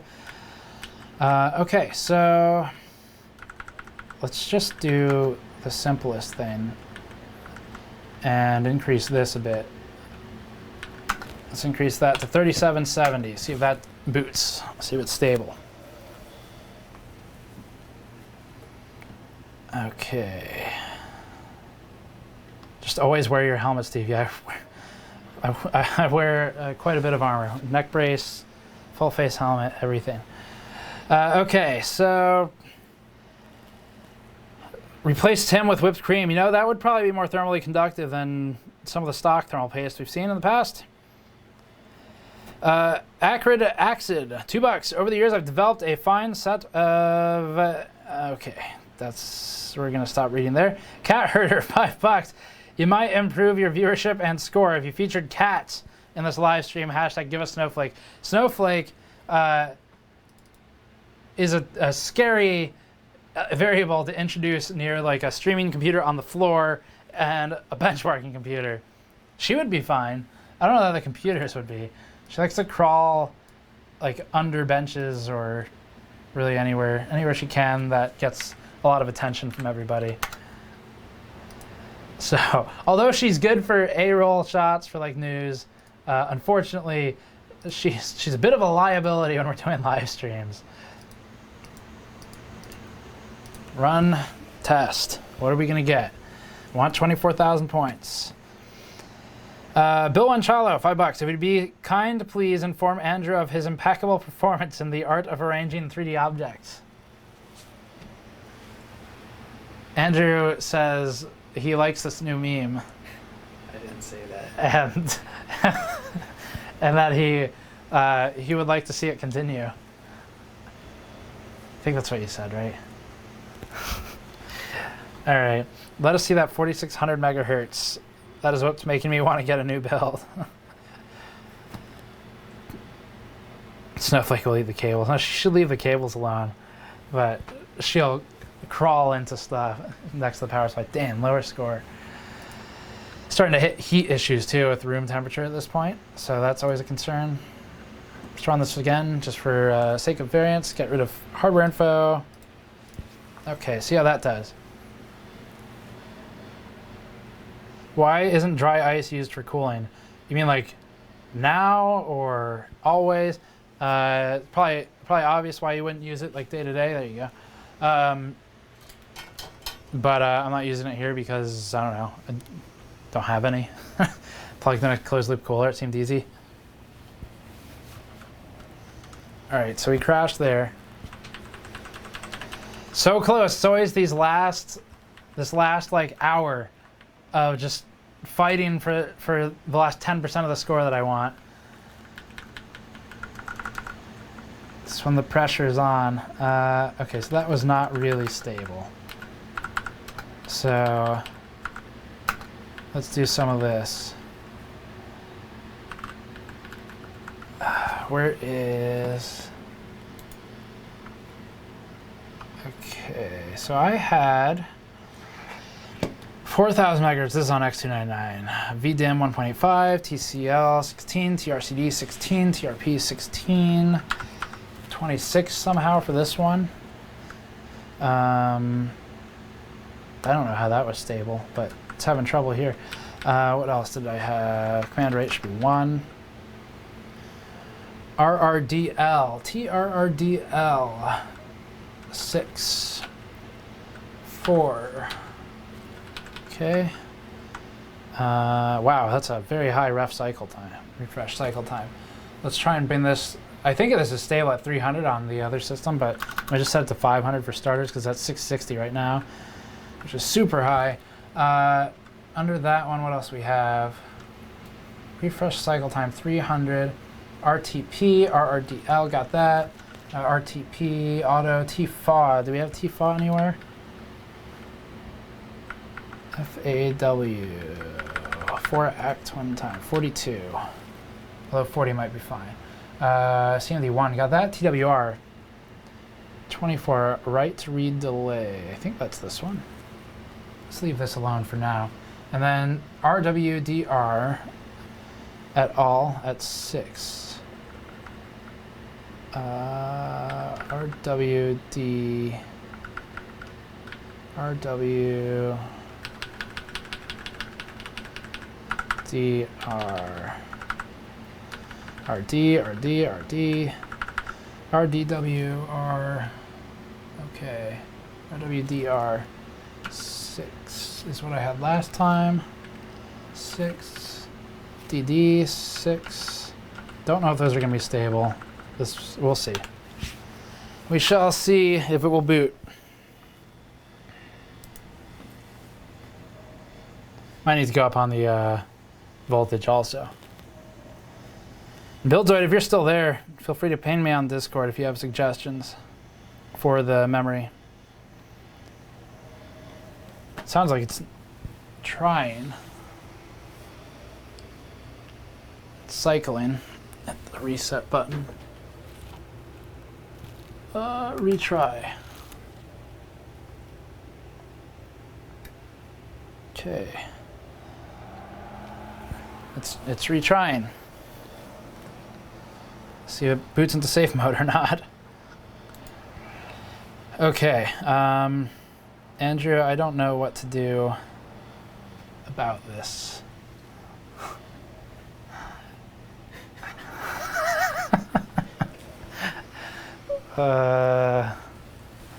The store order thing, the shout outs for store orders thing.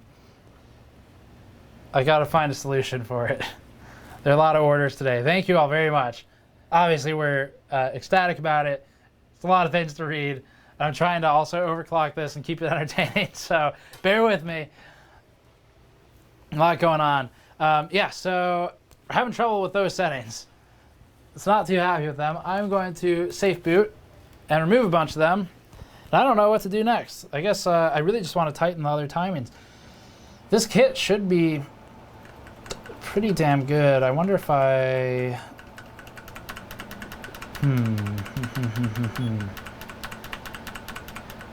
Maybe just voltage. Maybe that's what it really needs.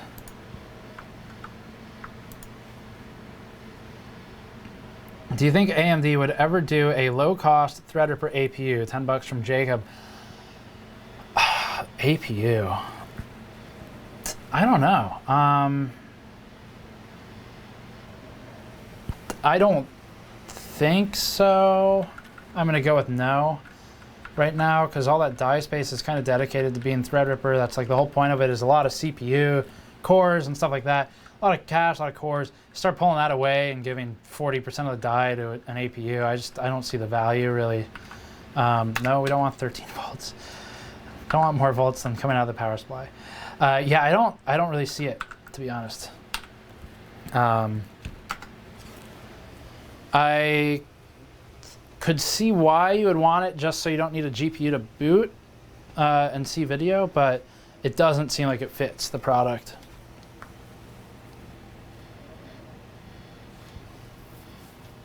Oh, okay. Zeta saying AMD has a white paper on a theoretical exascale TR4 based APU. Well, there you go. I don't know if it would still be like proper Threadripper at that point. It's just if it's just a TR4 socket. I don't know. Apparently, there's white paper out there for something though. Okay, we're gonna get rid of those timings. What are we at on the CPU now? 5350 is where we are right now. We're at 5350 megahertz for the CPU at 1.45 volts or thereabouts. So we're doing pretty damn well. It's just the memory is what I'm trying to do, and this is always like the most boring part. I'm also not the best at it, so Takes a bit longer, but we're gonna get somewhere eventually. So DRAM timing, let's try 36 right here and just see if that boots. I'm just kind of changing things one at a time right now to see what it'll take. We got a couple things here. $2, Bill Anchalo. Get yourself some Taco Bell after the stream. Thank you, Bill. I don't know. There might not be any more streams if we get Taco Bell. Jay Jarden, $5. Save us $500 and bench with that 4600 RAM kit you have to see if it is worth buying. We've done it. Did we publish that information? We might have done something with it. The problem with 4600 megahertz RAM is you need good RAM, which they should have guaranteed. You need a good motherboard. You need not just a good CPU, but you need a CPU that clocks higher on the core, because obviously that's what everyone wants, but also has basically a binned IMC. So you need a CPU that has two binned, like, good components. And 4600 is really hard to achieve. Even, like, you can't plug and play 4600. You can't. If you have a really good CPU, sure. But the trouble with it, again, is just that you're talking about something where it's like, yeah, sure. It requires too many good components to realistically work out of the box. You can kind of tune it. It'll work eventually. Timings are really loose. It's like, I don't know, CL20 or something, maybe higher. So, yeah, tough to say, you know, to what extent you would really want to work with those kits. Sometimes there's more value to having like CL11 or 12 than 4600 megahertz too. David, $2. Just blow really hard on the CPU, easy overclocks. Bill Anchalo, $2. Wow, Andrew, great moves. Keep it up. Proud of you. Andrew says, H3 reference of the intro clip. Ian, $2. Can you please grow out your beard? Hashtag TechJesus.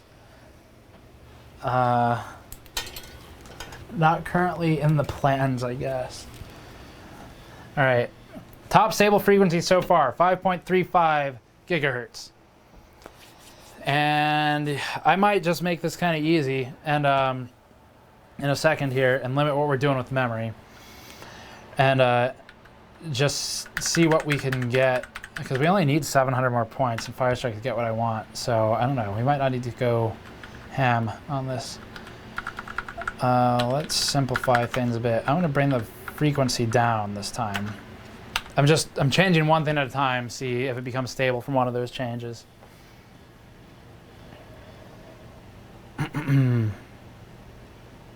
Okay. Does anyone know a good way to check what die is in your memory kit? The best way, well, you Google search it.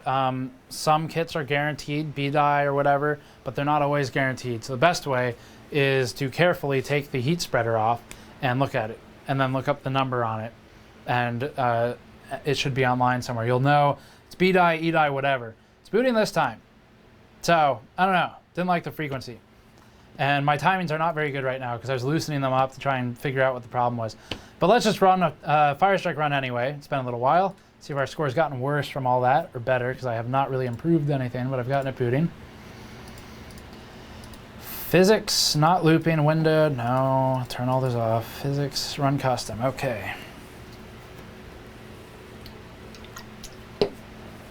All right, so we were at 23,300. 23,300, I think, is where we were.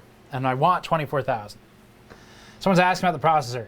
The processor is delidded. The cooler is a Kraken X62. Does the heat spreader come off by pulling? No. It does on mine because I delidded it. So heat spreader is held on by silicone adhesive.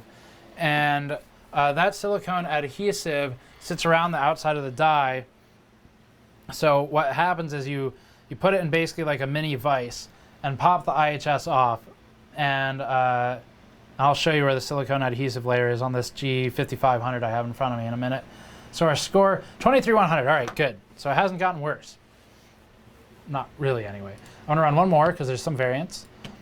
Mentally average it, and then we will get back to the memory now that I know the problem was the frequency to some extent. Okay, so this is a CPU. It's a G5500. To answer your question, no, the heat spreader doesn't just come off. And the way you know, this isn't always true, but you can typically tell if it's soldered or not by looking, we got a blue screen by the way, by looking in the corner or around the edges. And if you see like, let me find like a pointing utility. Here we go. If you see some black glue-like material sticking around the edges there, then that is silicone adhesive. And basically the vise will apply pressure against this IHS. So it braces against it. It pushes while the substrate is braced, not moving, and eventually the glue breaks away. On some dies, like the APUs, the Ryzen stuff, it's more risky because there are actually small SMDs under the IHS, whereas with Intel, it's a bare IHS. So it's actually more or less completely safe to do because there's not a real chance of hitting any SMDs because there aren't any.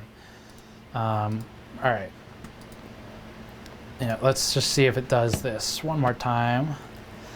Hopefully that answers your question though. I actually have some other cool props here I should pull out, but I have a bare GPU that's not soldered to a PCB. That's pretty cool.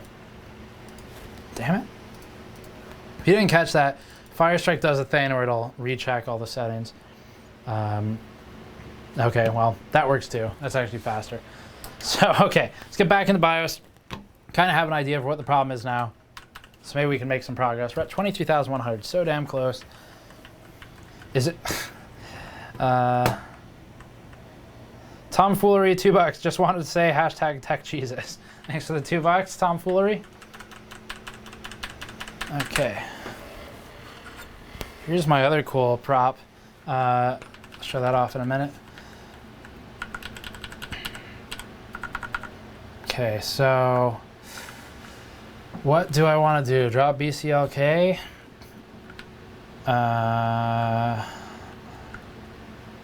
Increase DRAM voltage? Where's SA? Do I have SA in here? System agent voltage. There we go. So 1.35. Let's try that. No, that's probably too high actually. It's 1.3. Let's do 1.3. Let's see how that does. System agent might help out a bit. Kind of pushing high on everything at this point.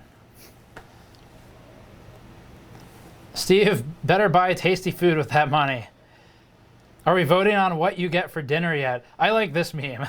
This meme gives me something to greatly look forward to after streams. I love doing the streams. I also love getting food after them because for some reason this is a lot more demanding than doing the videos we do. Like the shorter videos, which is just a lot of testing. So, all right, this is, while this is like sorting itself, here's the prop I was talking about.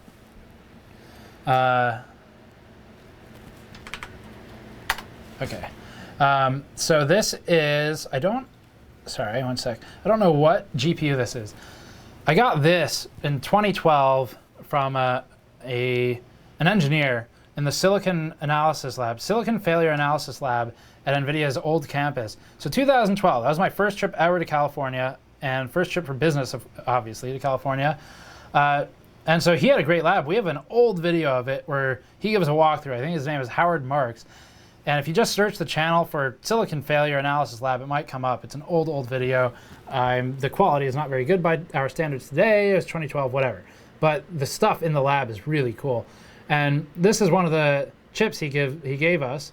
So this is, he of course, being an NVIDIA employee, obviously promoted NVIDIA a bit and said some kind of spiel like, you won't find these many places. It's a failed NVIDIA GPU.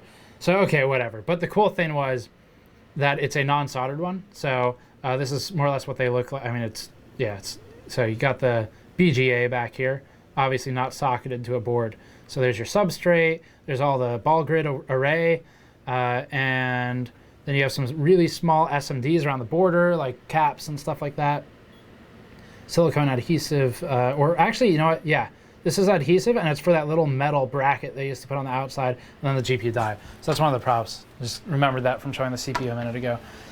This blue screened once, and it just booted now. And it blue screened again. So clearly, what did I even change this time? SA and IO voltage, that's it. Oh, that's not great news. What should I do? Should I try the Corsair memory with tighter timings? Maybe. 23,000 we're at. Really want 24.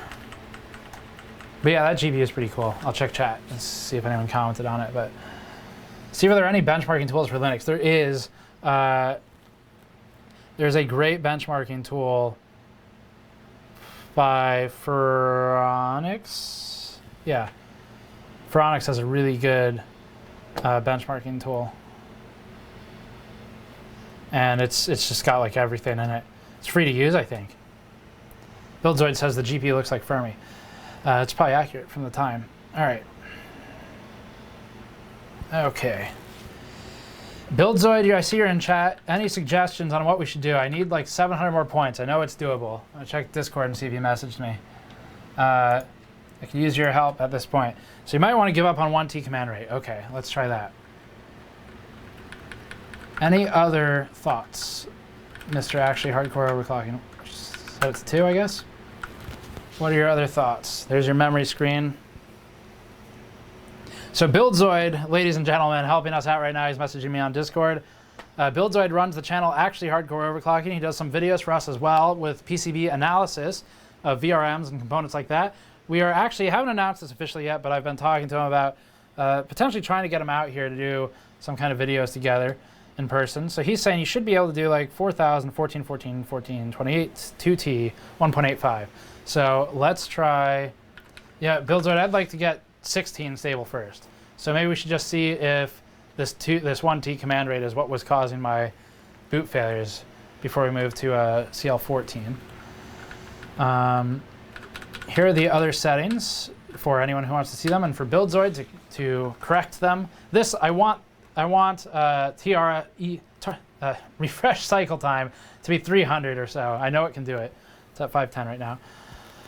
REFI should do 65,000. Okay. Is it REFI? Is that what or refresh interval? Okay, cool. Got it. So TFAW 16, TC, okay, TRFC 240 he wants. Let's try that. This might be a bit aggressive, but changing it to 2T I guess will help a lot. What was the other suggestion you had? TFAW and TCWL. TFAW, where's 4 act win time? TFAW 16. Oh, wait, 1.85 I want for the volts. 8.5. Buildzoid, thoughts on IO, SA voltages, things like that. There they are if you have any thoughts on them. So Buildzoid, again, is an expert overclocker, does great work. He does liquid nitrogen overclocking. He does some live streams where he solders stuff together. So we're getting his help right now, just as a phone a friend for the last 700 points I need. Seems regular that we get the LN2 guys in to help out for those last few points. I'm just going to try booting with that while I wait for his further thoughts. We're still at CL16. I just want to get it to turn on right now. Iona SA should be fine as is, Buildzoid says. They're at 1.3 right now, if you missed those. For anyone who doesn't know, System Agent, SA, is the voltage on Intel motherboards that you tune when you are starting to push memory clocks. System Agent voltage. And IO is IO voltage. SA is more sensitive than IO in that if you push it too hard, you'll get IMC, or integrated memory controller degradation on the CPU.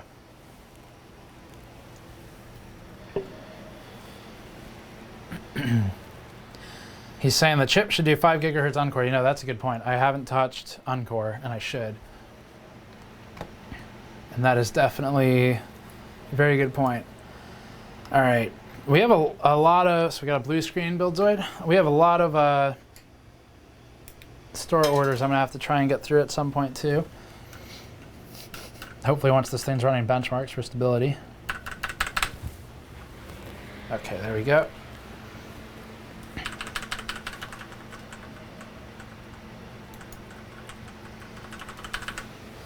So let's see. You know, let's just go to 100 BCLK, just to simplify things. And build Zoid anything in here that you want to reduce the aggression on while we're looking at it. Got a blue screen last time. I'm at 1.85, 1.4, whatever, for memory voltage. Any thoughts, Mr. BZ? Got 6 for all of these. I don't know if that's going to be a problem.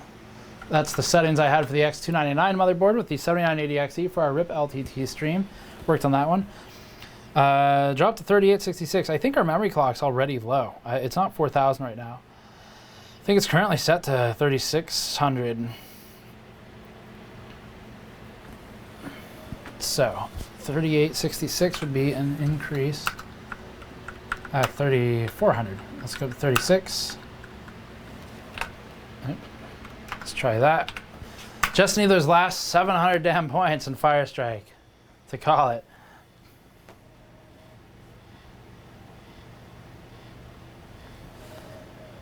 Okay, what's chat saying?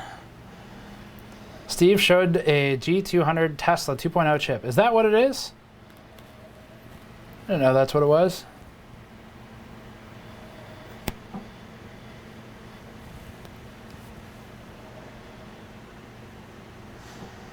Someone said your RAM bin sucks. This RAM is actually done pretty well. I might try the other 2 sticks. I don't know. Unless you mean the IMC bin. Set tertiaries back to auto. Quad channel IMC uses a completely different set of timings for those. Yep, good call. All right, so let's go back to auto on the tertiary timings. This is a dual channel. CPU X299, I guess, treats it differently being quad. So tertiary. I currently have set all to 6, and we're going to go back to auto on those.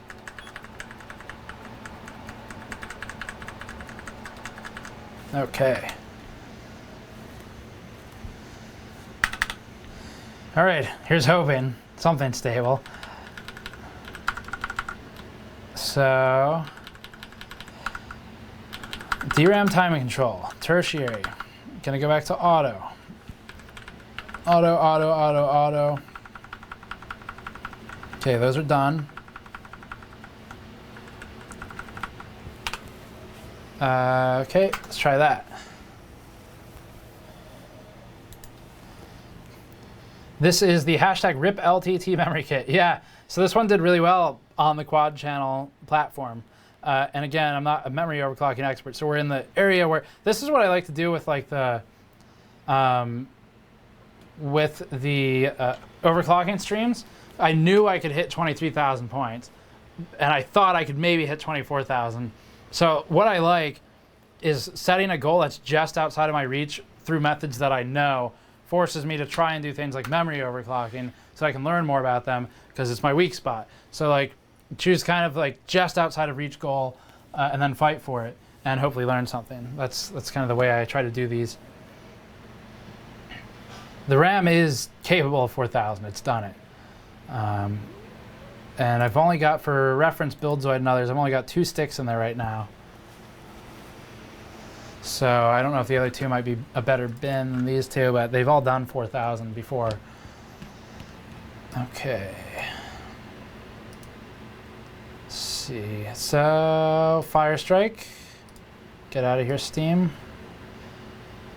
Windowed mode, Firestrike, and we're going to do physics only. Let's click away, see if it tries to, okay. First time running 3D Mark in a little while. Kept crashing. Hopefully it doesn't do it again. We'll see. Okay, so we got some super chats. Reminder, Douglas earlier said, are we voting on what you get for dinner yet? We got some other messages. Wishbone, $2. Flash and Overclock, an old Atari Jaguar. Bill Anchalo, $2. I vote Mexican food. Dick Carlson, SEK 20. Swedish kroner? I don't know. Read Bill Zoid's comment. Love from Sweden. Yes, he is messaging me. $5 from Anathema. Can you show a close-up of your Firestrike settings so I can mess with my 8700K to compare for like? It's really simple. I'm opening 3D Mark we're going to do it anyway because it crashed. Opening 3D Mark, I'm clicking benchmarks, and then the page is white, and that's it. I don't know. I might need to reboot. I need to reboot for that one. Yeah, that's a reboot for sure. All right.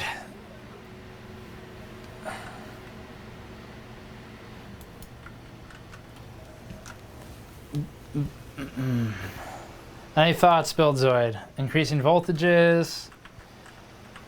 It basically just, the application crashed, so it wasn't a blue screen this time, so that's good.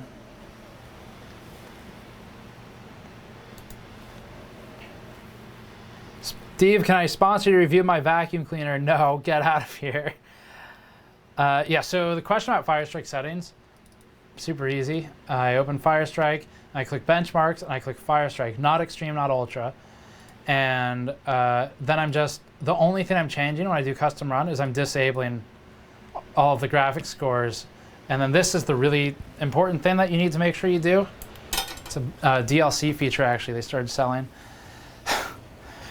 So yeah, just disable the graphics settings, tests, I mean, and then that's it. And then you'll run just a physics test. It's a lot faster. Because if we ran graphics, it would run those first, and it wouldn't fail until like 3 minutes, or well, 2 minutes in maybe. Maybe we should change memory. Maybe we should just change the memory modules that are in here. Buildzoid is typing right now. I'm gonna let him reply. Try bringing TRFC up, okay? And if it's still bad, we can change memory. I'm gonna do 300 or something. Let's try 300. Let me know if you want it higher, Buildzoid. All right. So yeah, Encore. I should do Encore. I haven't done that yet. Let me do that on the next boot. So yeah, we're at 5.35 gigahertz. I really want the last few points. Super close. Super damn close. 5.35 gigahertz. And the bigger news is 1.3 something volts. 1.3 volts was stable for, actually, let me pull up the notepad file. Anyone who's kind of bounced in and out of the stream for the last couple hours, here's what our results have been so far. Score over here, clocks over here. So the biggest item of note, 5.1 gigahertz at 1.3 volts. That's super good on effectively a binned 8700K. Like it's this part that's impressive. It's the voltage that's impressive. Because this is like 1.4 plus on 8700Ks. So anyway, let's see if it crashes. Or ideally, let's not. Yep. Really doesn't like anything now. I'm gonna switch memory and just rule out that variable and see if this is like, see if 3D Mark needs to be reinstalled, maybe it got corrupted, or see if it's just the overclock doing this. If it's just the overclock, that's easy. But I've had 3D Mark corrupt sometimes when doing repeatedly, crashing and blue screening and stuff like that. All right, so I'm restocking the Corsair memory. One more stick. Okay, that's in. Let's get into BIOS.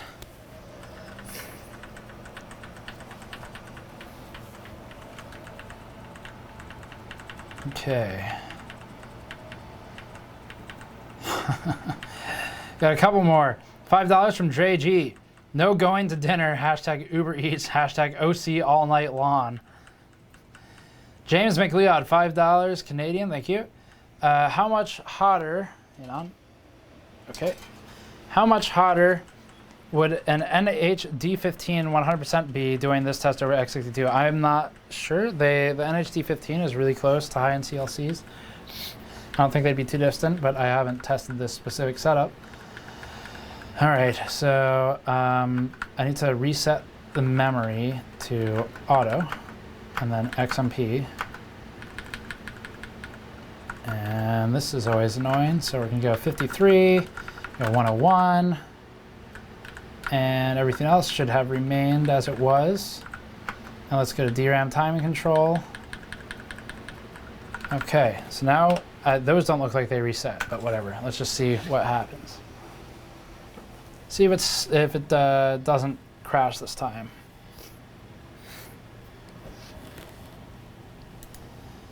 Buildzoid said maybe do max mem to improve RAM stability. Yeah, we could do that, I suppose. A Windows setting for that one.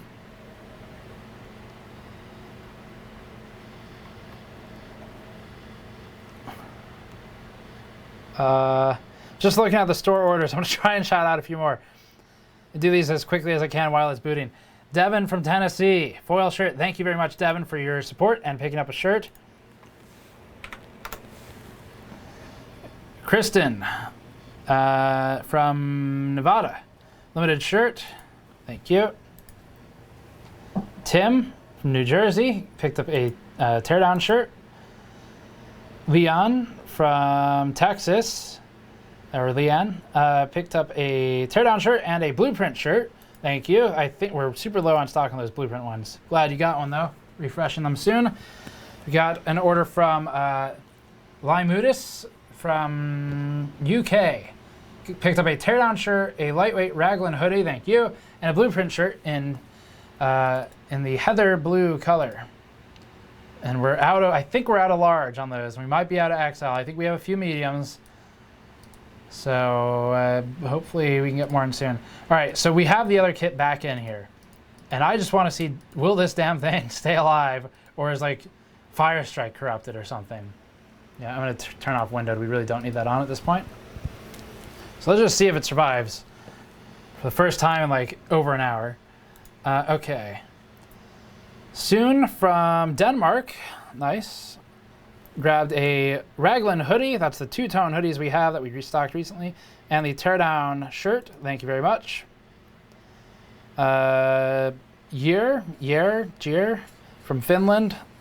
Hopefully one of those is correct. Teardown shirt and one of the mouse pads. Thank you, sir. Jacko from Finland. Man, Finland representing tonight. Teardown shirt as well. Got Firestrike physics running, by the way. Super exciting. It's not crashing. James from the US. There's a name I can say. Teardown shirt and a mouse pad. Thank you, James, very much. 23228. Okay, we're in business. It's alive. All right, so Buildzoid, if you're still there, if you're not asleep yet, we have the Corsair kit back in. It's a 3200 megahertz TL16 rated kit. It's not as good as the G-Skill kit in theory, but you know, maybe we can just get the last couple hundred points out of this one since the other one was having issues. So if you have any suggestions, I'm going to get that DRAM timing page back up. 101 BCLK. Let's push this up. Let's try 34 megahertz. What's our voltage? DRAM voltage is not high enough. Let's try like 1.6. There we go. Just at 3400 megahertz. The only change I'm trying to make right now. Buildzoid, let me know if you got any thoughts other than max mem. We've changed memory kits. Okay, we got an order from Luke from Hawaii. Very nice. Picked up a mod mat autographed. Thank you, Luke, very much. We appreciate that. Look forward to going through and signing a bunch of them for the next round. Alan from US. Teardown shirt and a teardown statue in large. Thank you, Alan. Okay, we've booted.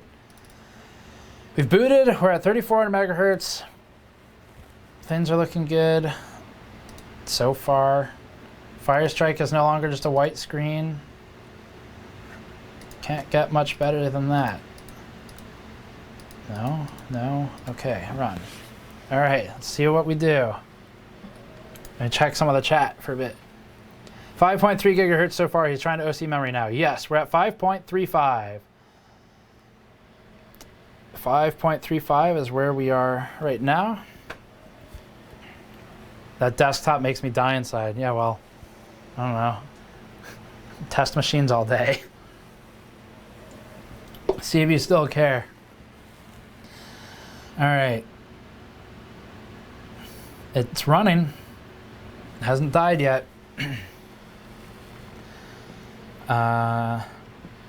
Steve, I think you need to drink some water before your voice fails you later. I just drank some. We're good. Thank you for your concern. Okay, 23271. Hey, it worked. All right, nice. Let's get the timings going now. Corsair coming through with a kit that I thought would be the not the best kit today. We've got that 4600 megahertz kit. Maybe I should run that with just lower frequency.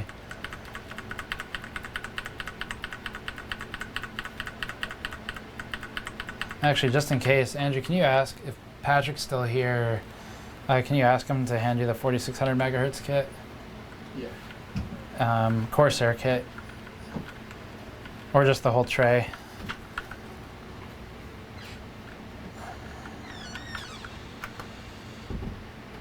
Okay, guys, so we're slowly creeping up on everything here.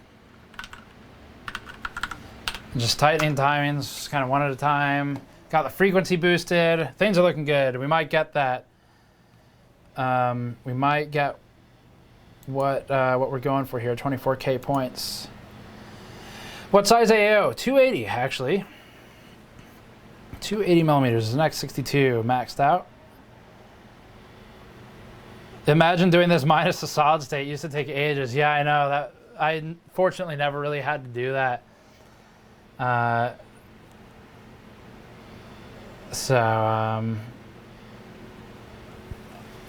don't know. Let's boot this up. Someone said something I want to mention. Alex Hempel in chat. As this video shows, it can get very high clocks at low voltage. Yes, as I've said multiple times, it's expensive, but it's an enthusiast part. The fact that he thinks it's marketing exclusively shows he doesn't know what he's on about. I'm guessing that's talking about someone else in chat, because I haven't actually said those words. So I'm assuming that's replying to someone else, but I don't know. Okay. And Pilzoid says, that's fun when cleaning the memory kit makes it clock higher. Yeah, like if it's dirty contacts. Okay. Andrew is seeking out the 4000 megahertz kit, which we would run at just lower frequency. I think it would let me get away with tighter timings though. What temperature and clock monitoring software is he using? I like Hardware Info 64. How big is the industrial chiller you're using? You know what? That's an Intel thing. Yeah, Hardware Info 64 is great. Free, super good. Can you explain some of the timing settings? Yes, we have a video on a lot of them. We're actually researching right now for the secondary and the tertiary video. Are you using the Hero X motherboard? Yes, they released a new BIOS. If they released it yesterday, I don't have it. I have the one from like before that. Firestrike's running, guys. Surviving. I put ice in the reservoir. It's not going to help me right now. 23,400. Getting there. Oh, man. Only 600 points now. Okay, that's exciting. Looking forward to this. Okay, we got some comments. $5 from Filth E Casual. Is it necessary to seal when delating for liquid metal and installing in an upright case? No, it is not. Socket the CPU into the motherboard when it's flat, and it's not going to move. Don't worry about it at all. Is it one of these? Yeah, is Patrick out? Yeah. Yeah, that's understandable, being that it's 9 o'clock. Okay, guys, we got a memory delivery. It's going to be one of these, yeah, thanks. So this is so far still working. I'm going to keep pushing this one. We got up to, while you were in the other room, 23,400. So it's actually getting pretty close now. Okay. Let's try that. See how many points we can get out of that. I think Buildzoid's talking about contact cleaners, but the sentence, yeah, I used alcohol out of context is probably accurate to how most people feel about overclocking memory. Just realized I need to push the cache ratio. So, I don't know. Should do 50, but let's do 48. Okay, Try that. See how that does for us.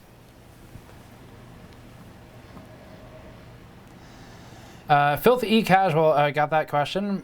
RNX Bike, $5. I vote Italian food, maybe sausage raviolis and Alfredo sauce.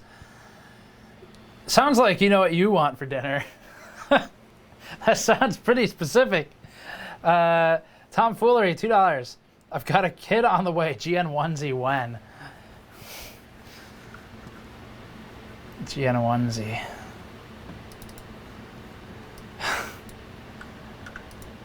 Okay, so I changed the cache ratio finally. Tightened the timings to 15. I was answering someone earlier about what the timings mean. We have a video on the channel that's somewhat recent. It's in the last week or two on the primary timings. Check that out. We've got some even results on secondary timings, and we're working on the tertiary and secondary timing videos over the next week or two. So maybe it'll run. Let's see. Doing pretty well. Strezabyte says adult GN onesie when. And Sergeant Zeta says get that man some ravioli. Chat is on point today. Okay, so while that's going, let me do a couple more of these store orders. Thank you again. Tyler from US. A teardown shirt and a mod mat. Thank you very much, Tyler. We're so happy to see those mod mats going out. We really like the product. I'm super proud of it. Use it every day. And I'm glad to see that people are getting to try it out. And also Gerald from the US bought a teardown shirt. Okay. 23417. Okay. So it's not crashing. 600 damn points. Let's tighten the timing some more, and let's try and increase the frequency. Do one at a time. I think we're still at 101 BCLK. GPU shouldn't be bottlenecking us because it's just a physics test, so it's basically 100% CPU load. I could do per core overclocking and try to push some of the cores higher, but that sounds like a recipe for taking a lot longer. 3434, let's go to 3535. And it's gonna let me boot with 28, might not, let's see. Finally, it does feel good to finally stop crashing and blue screening. Looking forward to the 24K. Don from Australia picked up a teardown shirt. Thank you, Don. Going a long way for that one. Happy to ship it out there. Ian from the US, a lightweight raglan hoodie, stickers and decals, and the GN blue and white microfiber cloth mouse pad, 2 of them. Thank you very much, sir. You're, again, as I said earlier, one of the first few who's picked those up. We've been working on that mouse pad since we got the sample in, and it's still looking good. It tracks fine, so I'm happy with it. All right, let's see how this does. Yep, that's the trick with Firestrike. So we're going for 24K. 24K. It's finally making progress. Someone says just turn everything up to 11. If only it were that easy. Someone's asking if it's delidded. Yes, it is delidded, and it's got liquid metal on it. It's got thermal grizzly conduct not that. Oh, that looked like a crash, but it was a loading screen. Conductor not on there. Yeah, thermals are great right now. For what it's doing, 5.3 plus gigahertz. Sergeant Zeta, $2. Comfy pajama pants with GN logos all over. When? Andrew, when are we gonna get designing that one? GN pajama pants. Wait, do the logos go on the sole of the feet too? On the sole of the foot? Sole of the foot? Yeah. Good question. They go everywhere, according to Zeta. 23. Okay, so we're not really improving at this point. Let's switch. This kit's doing well, so I don't really want to switch it, but yeah, let's keep with this kit, even though I have a better one in front of me. This one's doing well, so I'm just gonna push the frequency until it fails. Okay. How reliable is D-Lid kit? Odds of killing CPU. Pretty damn reliable. I've never had issues with. There is inherent risk. there's more risk with the Ryzen APUs than there is with the Intel CPUs because the Ryzen APUs have small surface mount devices, SMDs, under the IHS, as opposed to Intel doesn't have that many, and they're mostly on the underside of the substrate. So that kind of goes into a hole, so they're not really at risk. There's always inherent risk, but by like Rocket Cool or Der Bauer DLA Dymate, either one of those, they're pretty damn good at keeping it safe. I've never had a problem with either one. Just be careful, make sure you use it correctly. That's the big thing, is take your time with it. You know, don't rush for no good reason. Okay. You know what, let's push the mesh up. Or I call it mesh, cache. 50. See how we do with 50 and 3600. One of those might cause a crash.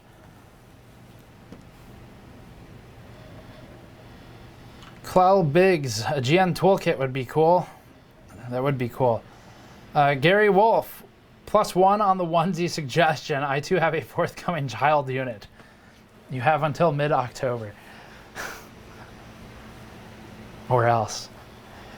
Grimmy, $2 Canadian. New Noctool fan reviews when? Heart you fam. Noctua fans, yes, so finally got some progress on the fan testing stuff, but there's a lot going on. No ETA right now. Something I'm still kind of working on. I might have to send out some of our fan testing stuff to an engineer friend of mine for some troubleshooting help, because one of the custom PCBs isn't doing exactly what I want it to. So if we can figure that out, then we'll be ready to go. But that's the holdup right now. $5 Aaron, +1 on PJs. Do it. It'd be cool. All right. Reading some of the other comments. ModMat onesie. Mesh underwear sounds pretty nice, actually. Ice. Put ice in the water. Hashtag GNPJs. Build a mouse mat. That's something we're looking at, actually. Seen a lot of out-of-stock items in the store. Yeah, sorry. I don't know. There are a lot of orders today. We just got, like... Actually, let me ask our distributor. We just got a bunch of the blue teardowns shirts in, like this shirt, except the older blue one. 23452. Damn, so close. What do I have to do for those last few points? I think I need to push the CPU higher, like the core. Might need to do that. I don't know how much memory is going to get us. I'm going to do some more memory timing stuff and see how it does.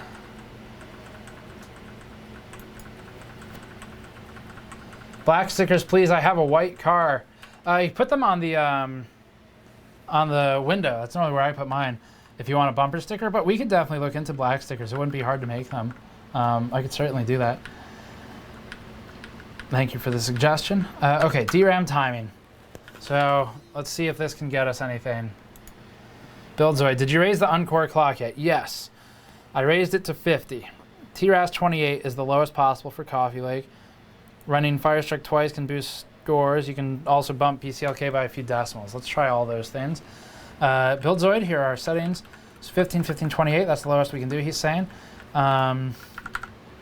What did you want this at earlier? Like 220 or something. Let's try that. And okay, there's that. Let's boost PCLK if we can to like 101.5. That might push a failure. 240 is what he wanted on that. Oops. I did 220. How about a desk fan that says GN when it spins?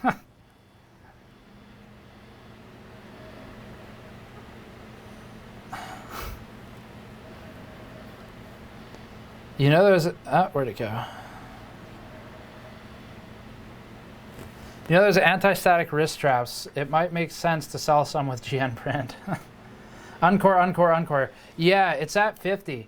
PCLK just messing with multiplier. Yeah. I'm just reading some of the chat messages. reading some of the suggestions on overclocking. We might be kind of stuck. I don't know. So I think what I'm going to do is, I don't know, 51 on core. See what that does.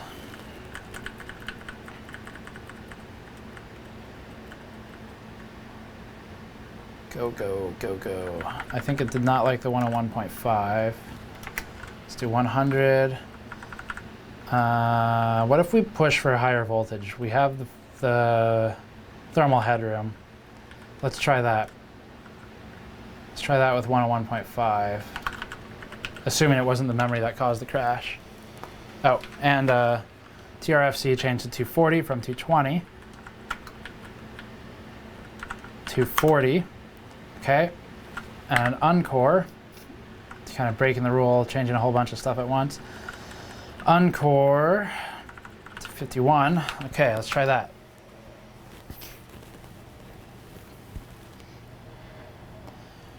Are we on 1T? I thought it was on 2T. I need to double check. I switched memory kits, so that might be it.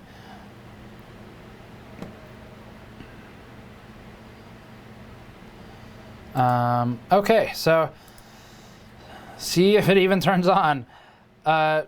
Felix from Berlin. A limited edition foil shirt. Thank you very much, Felix. Looks like it booted so far. Yes. Jeffrey from Texas. Picked up a shirt. Thank you very much, Jeffrey from Texas. A lot of people from Texas tonight, actually. New York, Philip. Picked up a mod mat. Thank you, Philip. That'll be out there within the next couple weeks. We're getting them in very soon. Finally, this run was a bit delayed due to a holiday. Joseph from the U.S., Oklahoma, picked up a shirt. Okay, let's run Fire Strike.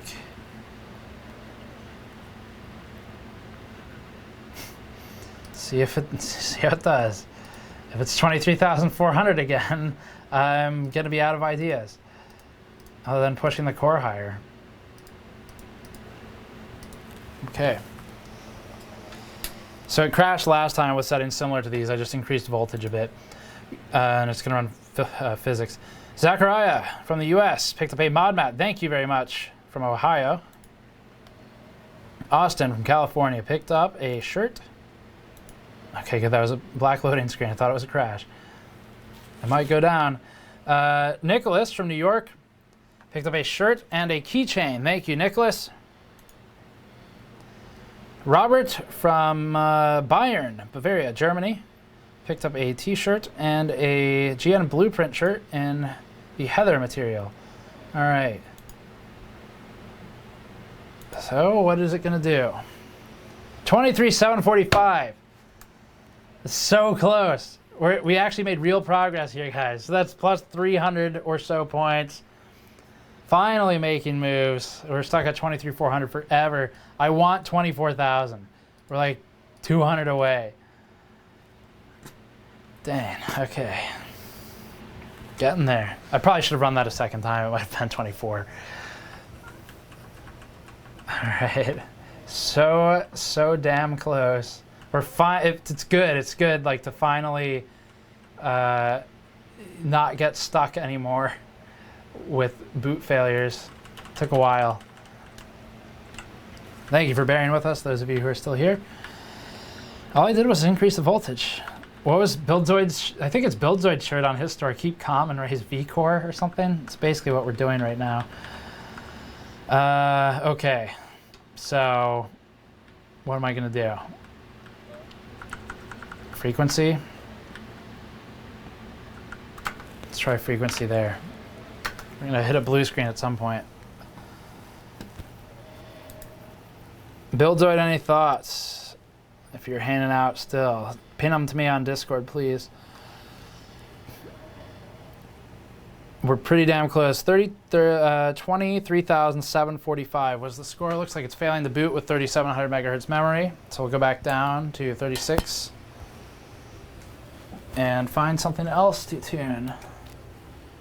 Can swap in the 4,600 megahertz Corsair memory, or if memory is not going to help, can try and push the ratio higher. I guess we can push for 54.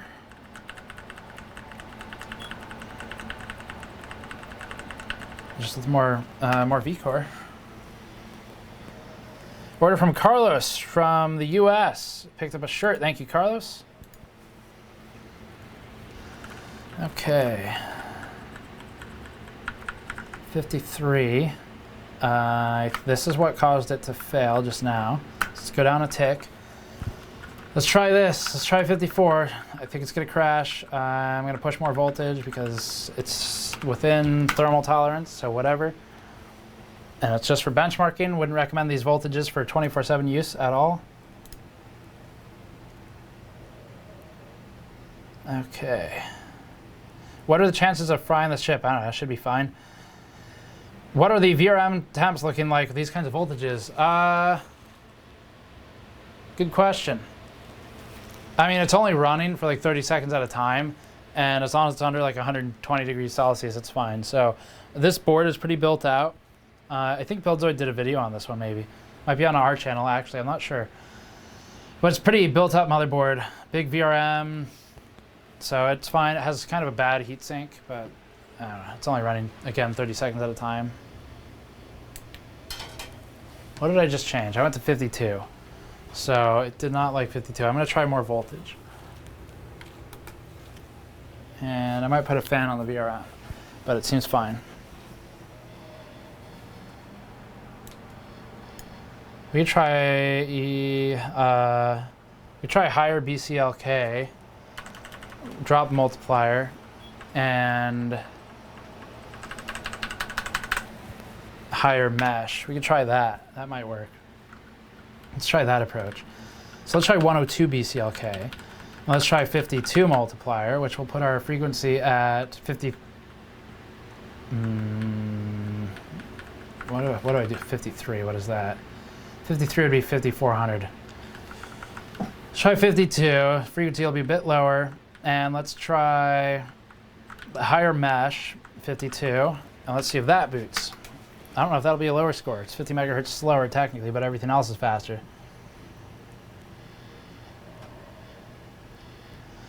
All right. We're trying.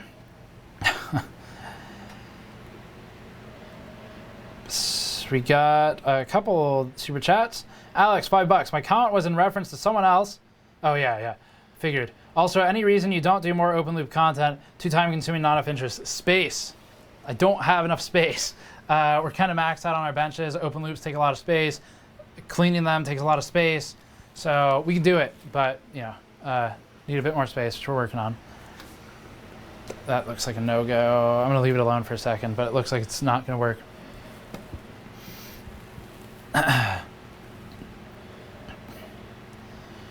Marco, $5. Limited edition foil GN logo protection. They'll fly off the shelves. Okay. That button not work?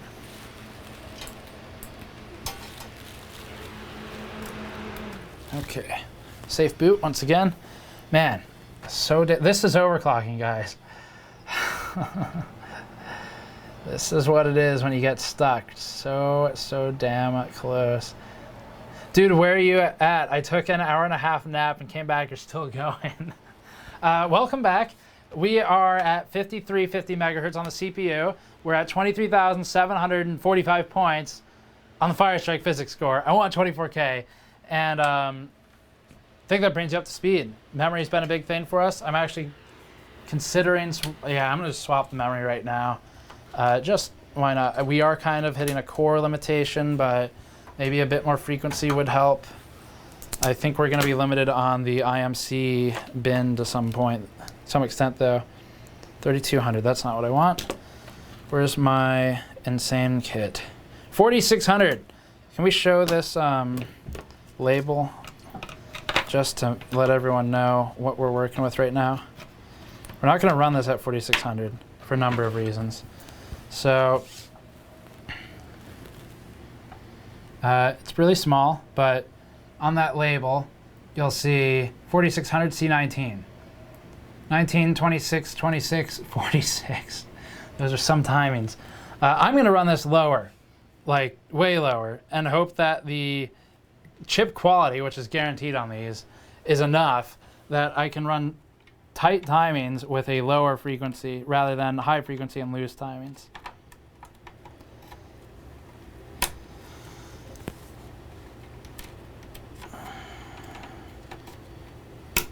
Okay, there we go. Want this damn score. Okay. So that's that Corsair kit. We've talked about it before. Manual versus offset for volts, which is better? That's a great question.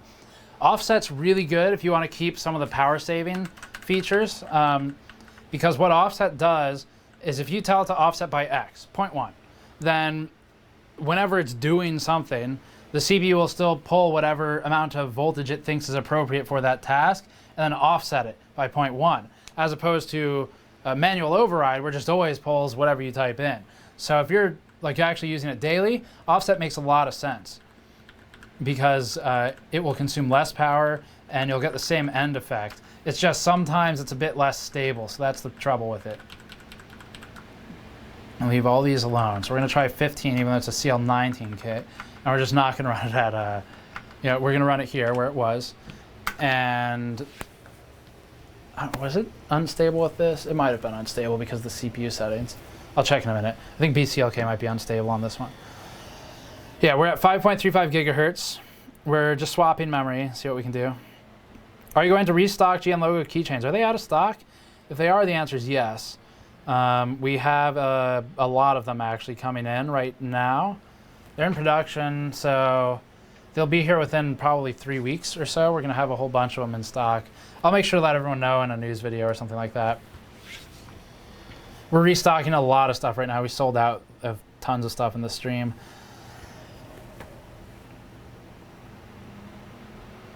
Oh, interesting. Someone says there's a known bug. Be careful using hardware info 64 with that board to look at your VRM temperatures. Doing so can result in a BSOD. I didn't know that, but we haven't been using it for the last few runs. So that's kind of good and bad. The bad is that I don't have an easy scapegoat.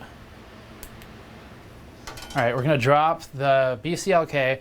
See, the good news here, although this kind of sucks at this point, but it's getting there. Good news is that I have clear courses of action, so not totally lost. So that's where you want to be.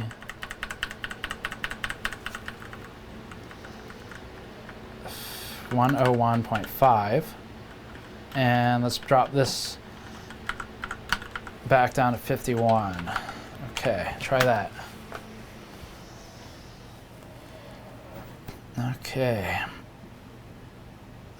A couple more super chats. Easier, $5. Great. Now I want a GN onesie too, and some pajamas. $2 from Douglas. Seems like GN PJs are in demand. Could you do a Geekbench run on this thing? I don't have it installed, I don't think. Shmimey. Hi, Steve. 350. Hi, Shmimey. Wishbone gave $2. Thoughts on Google Yeti console next gen or 2025 plus? I have no idea what that is. Do you know what Google Yeti is? No idea. I'm sorry, I don't know, but I'm going to look it up when the stream ends because I haven't heard of that. There's a lot of technology every day. I can't keep up with it all. Okay. It booted. That's good. All right, so $10 from David. Oh, what does CPU cache ratio actually do? CPU cache ratio, so that's like uncore. So everything but the core. So that's going to affect like the interconnects and stuff like that, how fast things can communicate. You have mesh ratios on the i9 CPUs that are interesting to overclock as well, same reason. David, $10. Question about my 6850K. Do you think 4.5 gigahertz, 1.385 is too much? Honestly, I don't remember the 6850K's safe voltages. IMC isn't great because I can't push uncore past 3.2. Is this the case with most Broadwell E chips? I wish I had a good answer for you. I can really only remember the last 2 generations or so. That's pretty close, but we never worked on the 6850K. It was I was buying all my own Intel chips at that point. I still buy a lot of them, and that one at the time it came out, it was too expensive for us. So unfortunately, I don't have hands-on experience with that one. Overclock.net and Overclockers forums are really good places. They have complete guides. If you ever need an OC guide, you have a question, what's the safe voltage for my CPU? Look up the CPU and then overclock guide. And there are really good forum posts with people who do that stuff all the time. Is it gonna work? Maybe. Once it starts running, it's typically okay. $2 from Servant XSF. To help with getting more space, check Discord. I will do that. I'm way behind on Discord messages. I see a lot of them. $5 from Eric, who said, wish I had money for right now for a foil anniversary shirt. Looks great, thank you. Hope you do something similar again. We will, for sure. Yeah, that's a downgrade. Okay. So, why? What did I change? Oh, the ratio's down. That's right. The core ratio I reduced when I increased BCLK, which we just reduced, and I didn't increase the core ratio. Try and wrap this up at some point, eventually, I guess. Okay. Surprised you guys can do this without music. I mean, as much as I'd love to listen to music right now, I also don't want to be demonetized. So, kind of live your life based around that. Okay, 53. See what that does. That'll pick it back up a bit. Alan from California purchased a teardown shirt. Thank you, Alan. Joanna from New Jersey picked up a teardown shirt. Thank you very much. And Allison from New York picked up a teardown shirt as well. Gamers Nexus, how can you explain what the turbo boost power time window in XTU is? My understanding, and I would need to open XTU to look at the exact setting, the time windows for turbo boost I think have to do with how quickly it will boost or exit boost and how long it'll hold that boost. It's useful for like the Hades Canyon NUC overclocking, for example. I think that's what it is. I'd have to open it and look. Hashtag BlizzPuck. That's an old one. You can listen to stock music. Yeah, great. Thanks a lot. Can't wait to listen to like Elevator Music Song 3 and its very successful sequel, Elevator Music Song 4. We can listen to some of what's that guy's name? He's like all over YouTube. Kevin McLeod. Oh yeah, Kevin McLeod or whatever his name is. McLeod, whatever. I listened to some of his music. Some of his is pretty good. Kevin McLeod for 4 straight hours. It might be a bit much. This is a good. So we got $2 from Sweaty Small Snack. GN shirt. Damn, 23543. Okay, at least it's going up. GN shirt in white, please. We could probably do that. 23543. We're freaking going back up. $5 from Sinful Griff. If you didn't have to worry about, so what do you want? If you didn't have to worry about being demonetized, who would you be jamming to right now? Maybe Parkway Drive or Trivium. I've been listening to In Flames lately. Mostly stuff from the 90s for them. It's an old Swedish band. I mean, old by nature of like metalcore. They're pretty old. All right, so that got us somewhere. We made progress. Let's do more on the frequency here. See if the CPU IMC can handle it. Maybe try 14. One of those is probably going to fail, but let's give it a shot. What socket type is the i7 series your OC now? LGA 1151, I think. Someone says, great taste. I'm going to see Trivium on July 23rd. VIP tickets. Nice.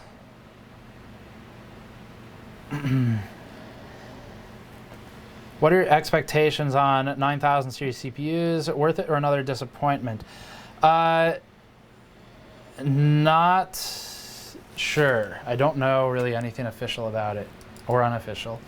And I don't really follow leaks, so you probably have seen more than I have. Dang, okay. So that was the memory.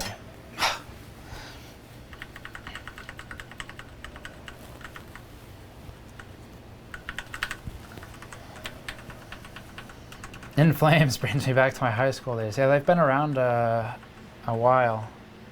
Cloud connected In Flames. A lot of people like In Flames apparently.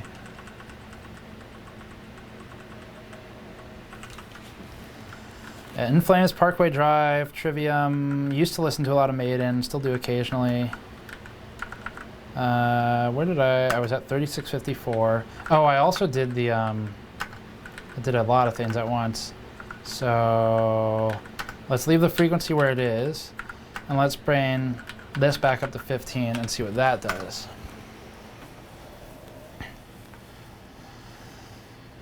I saw In Flames years ago with the faceless 3 inches of blood and Between the Buried and Me.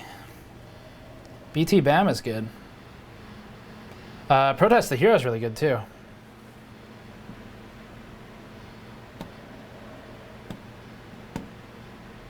Ire, yeah, Ire is a really good album. Okay, so it might boot. All I did was go back up on the time. It's 15. Dang. Yeah, new In Flames is pretty bad, someone says. I haven't listened to any new In Flames. Their founder left in like 2010, so I would imagine since then they've changed style a lot.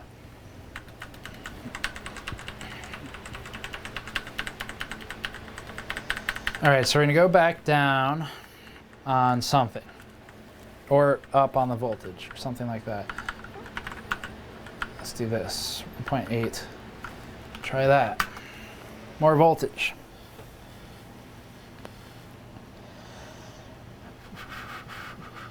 I don't have much experience with Intel as I do with AMD. Is Intel cache ratio similar to hypertransport? You can kind of think of it that way, yeah. BCLK, well, yeah, or like Infinity Fabric or something to that extent, I guess, kind of. It's Uncore.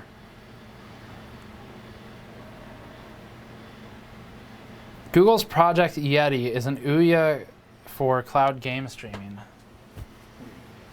I don't know what I think of that. Game streaming is kind of the future of service providers, I think, at some point. 1.8 volts, isn't that too high? No, because that was DRAM. DRAM can take it. It's a question of whether the IMC can take it, and it probably can't for a long period of time. The DRAM can totally take 1.8, 1.85 we've done. IMC will not like it for long-term use, but we're just doing an overclock session, so it really doesn't matter. Dang, man. Yeah, I think we're kind of at the limit here. It is not liking anything at this point. So where's our score? 23,745. I don't think any GPU stuff is going to help me.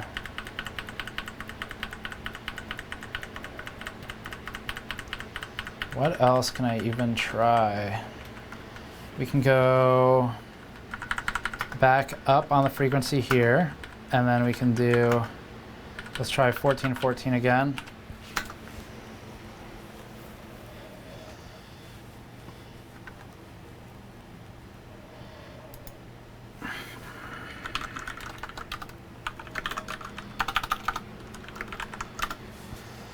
All right. $5 from Hardcore Jason. Gamers Nexus, where tech and metal unite. Texas represent. Okay, there we go. Booted. No, it helps overclocking double bass. Which RAM slots are you using? I'm using the ones you should be. 2 and 4.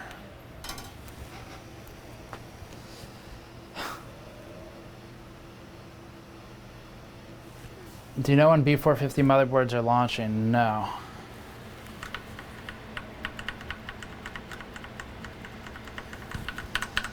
Okay. What do I need to do at this point?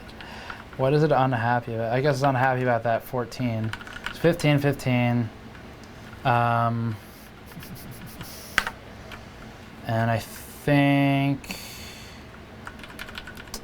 cache ratio 52. Let's try that. That's not really going to do a whole lot. Per core. Let's try this. See if that does anything. That might be that's probably a bit aggressive actually. Because what does that calculate out to? So if I do 54, calculates out to 5481 with a 101.5. So let's do 101 and 53 puts us at, so 54 puts us at what? 54, okay, so I'm gonna try 100, and I'm gonna try per core, and I'm gonna do 55, no, 54, 54, 53, 53, 53, 53. Let's try that.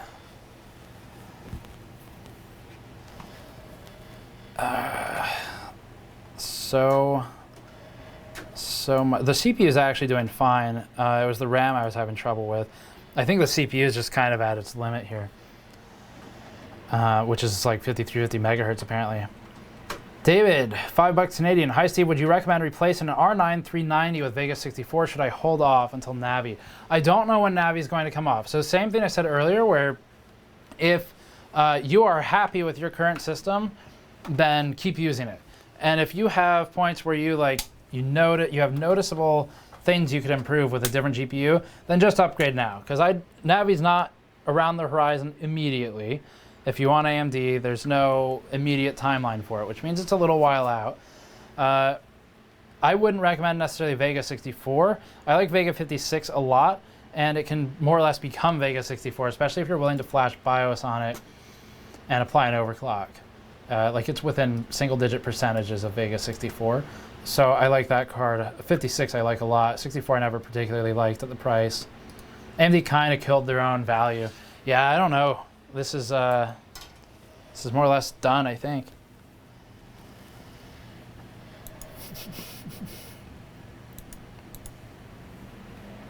To quote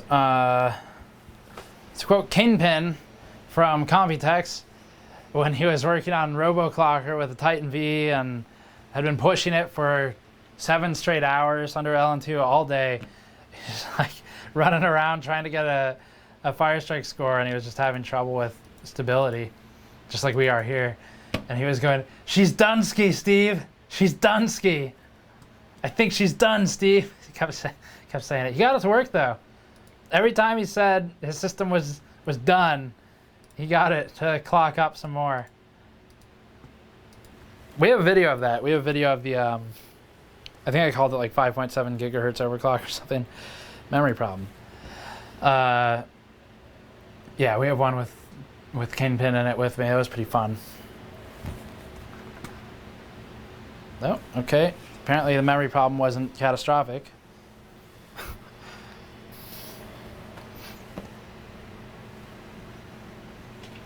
No, not done.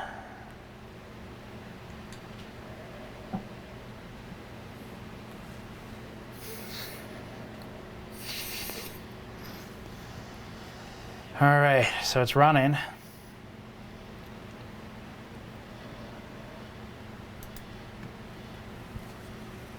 Dang, man. Downgrade again.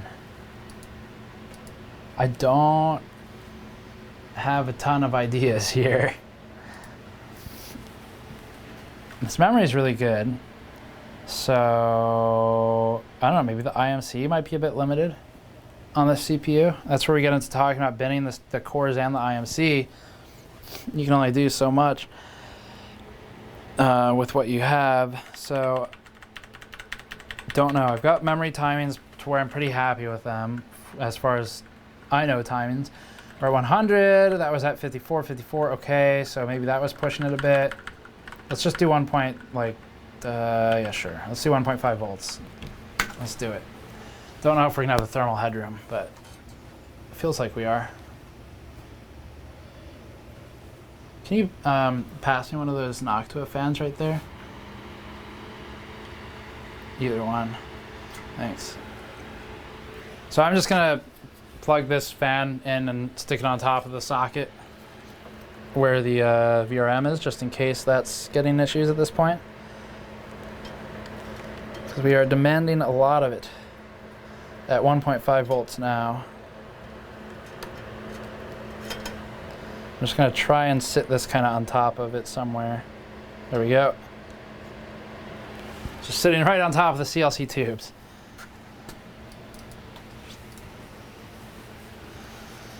So that'll help the VRM at least. Might cool down the socket marginally. Fire strike's dead. Come on. I like how Fire Strike just says ... when it can't launch. Benjamin from Texas picked up a shirt. Thank you, Benjamin. Colin from US picked up a shirt as well. Eduardo from California picked up a shirt and a blueprint shirt in the Heather material. Thank you, sir. Andrew from Arizona picked up a teardown shirt. Okay. Let's go back over here. Fire Strike, we're at 1.5 now. We have 2 cores at 54. Oh, man, we have the rest at 53. Yeah. This is looking like, again, the quote Kingpin, that it's Dunsky.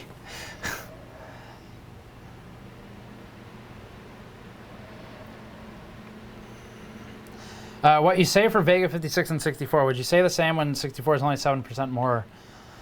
I mean, I don't know. If it's $20 price difference, I guess maybe 64. I like 56 more, but if they're about the same price.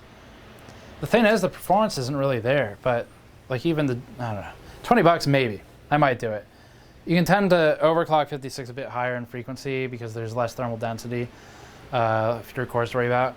But yeah, other than that, I guess maybe it's worth 20 bucks or something. Not worth 100 though. Okay, I think I'm gonna do like, I gotta limit it at this point because we're not making a ton of progress. So, let's see. I think this memory's good. No point changing that.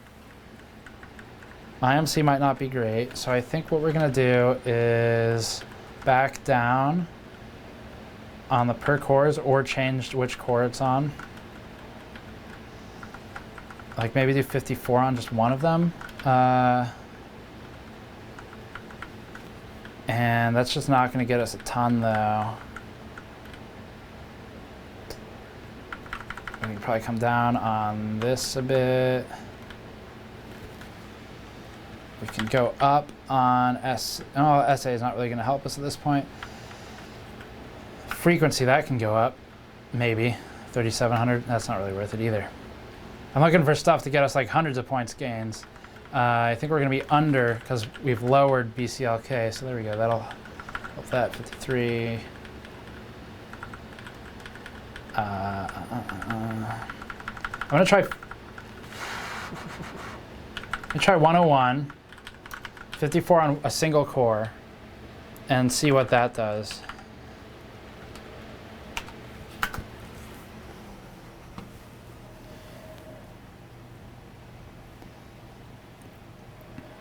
Okay.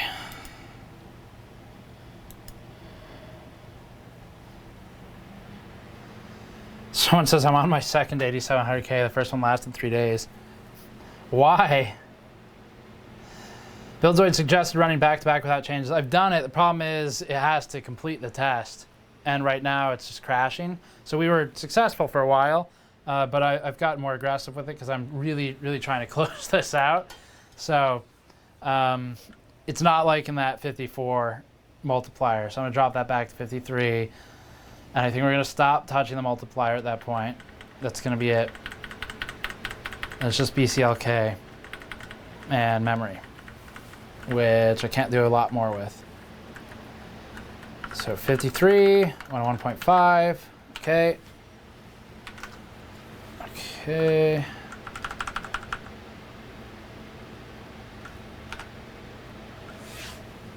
All right, try that.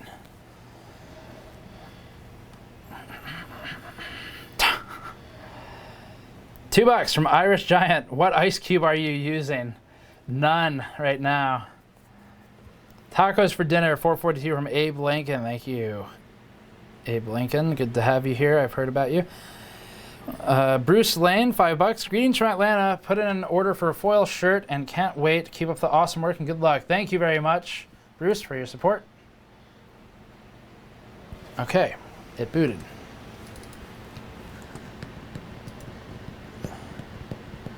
Will it survive? Or is Firestrike just like gone? This happens sometimes. Firestrike will like corrupt itself. Sometimes it comes back. Sometimes it needs to reinstall. Yeah. Nope, I think that's it. I can't push it any farther, and we're at, let's final thing, go back to the settings where I got 23745, if they're even still stable. It's a different RAM now. And run 2 consecutive runs, and if that doesn't do it, then that's going to be it for the stream until I have another idea for how to improve it later. And we got to break out the Titan V anyway, so it's good to have around too. Okay, so I don't remember what exact settings got us there previously, but I'm going to drop mesh, or whatever it's called on this platform, uncore to 51. We're going to drop this back to 1.47, which is unnecessarily high as well. And memory should be fine.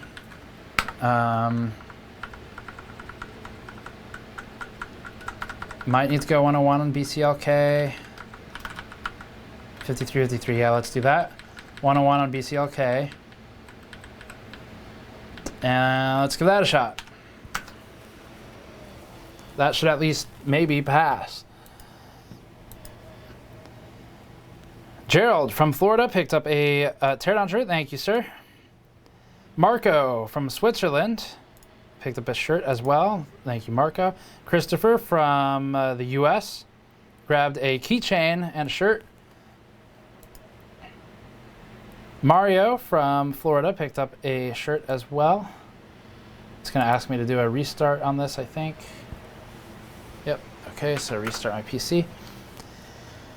Matthew picked up a ModMat autograph. Thank you, Matthew, for grabbing that. Excited to get those out. And a shirt as well. Mikkel from France picked up a shirt.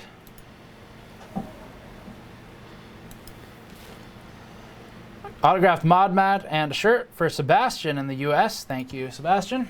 Okay, it booted. Here we go. See if I can do it. See if 3D Mark even loads. Might be dead. It's giving me more than ... this time at least. Is it gonna blue screen? Is Windows screwed up? Like, what's going on? Dang. I don't know, 3D Mark might need to reinstall, which I don't really feel like doing right now. Yeah, okay. So, I don't know. I think we're stuck. I think we gotta call it at 23745. Everyone remember that. I'll come back and we'll beat it in whenever our next stream is. So a couple things. Really happy with the stream overall. We're stuck at 23745, super close to the goal, pretty happy with it. I will come back and see what we can do in the future for another one of these. These OC streams are a lot of fun. Just put a Titan V back under a water block, so I have plans for that once I'm back.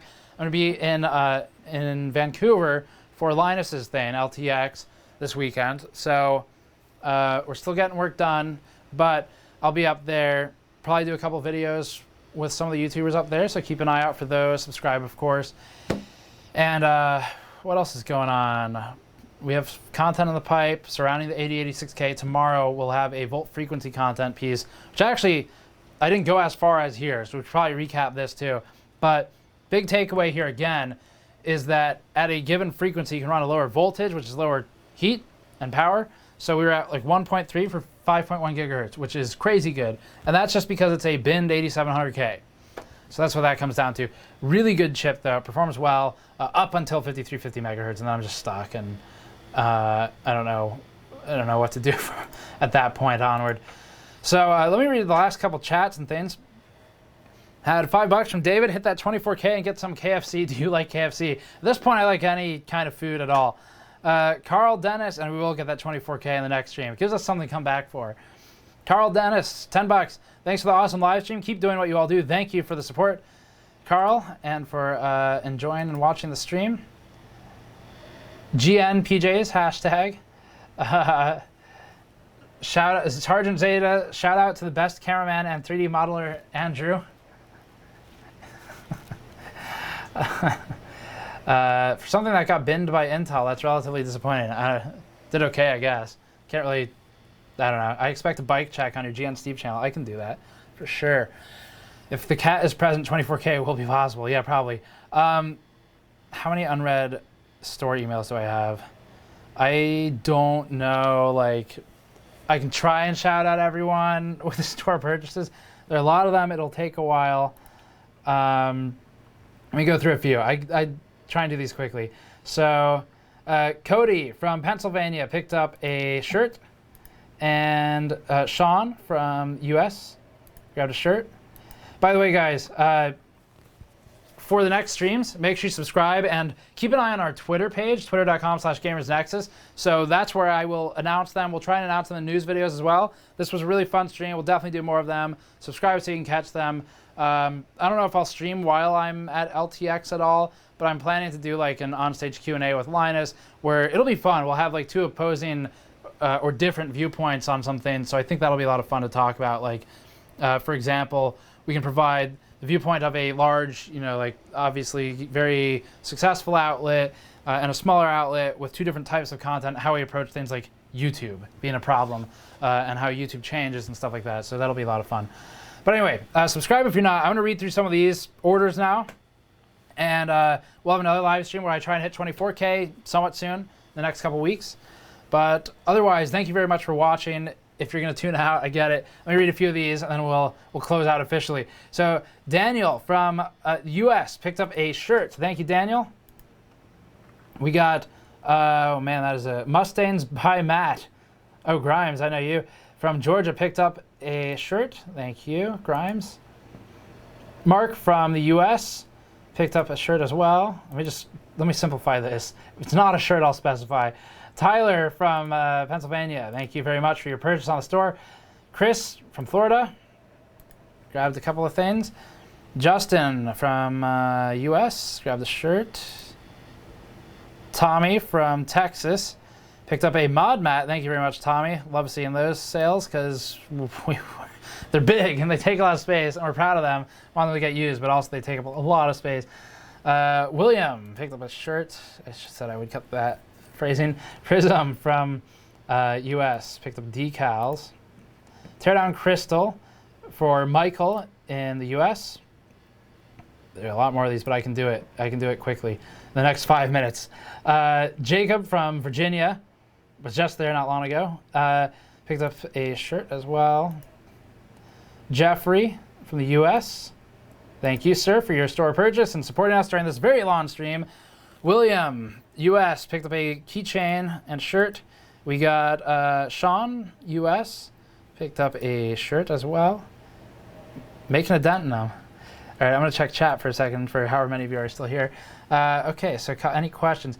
Recapping, we did 5350 megahertz or thereabouts on the CPU. That's what we had it running at with memory at 36 something, 101.5 BCLK. And then we got stuck. Jacob picked up a shirt as well. A lot of US orders today. Nora from the US, thank you. Priscilla from the US picked up a keychain and a shirt. Thank you very much. Brian from US picked up a keychain, I believe that was. Shirt for Brandon in Kentucky. Nice. We're almost through. And thank you very much for the support on all this. This was an insane live stream. Lasts forever. Lots of fun. Jason from US picked up a shirt. And who else we got? You have the back button worked on this mouse. It'd be nice. Stefan from Germany picked up a couple of shirts. We'll be in Germany at some point for Gamescom. Limited edition shirt to Jose in Chile. I think that might be one of the first Chile orders I've seen. Alan, US, picked up a Graph logo shirt. Those are almost out of stock now. Austin from the US grabbed the shirt. A couple more. I think it's like maybe 15. Ryan from Colorado grabbed the shirt. Ryan also from Massachusetts grabbed one. Thank you. Sammy from Finland. Just reading all the store purchases from the stream, guys. Thank you for your patience. Michael from Ohio grabbed the shirt. Got about 10 or so more. Ray, US, grabbed one. Peter from Canada. Robert from Kentucky, thank you. All of you guys. Jeremy, US, picked up a hoodie and a shirt. The Raglan hoodies that we just restocked. They're probably low again. Mod Matt, nice. Mod Matt going out to Isaac in Alaska. That's got a long journey. Brian in Virginia grabbed Mod Matt as well. That one's not quite so long.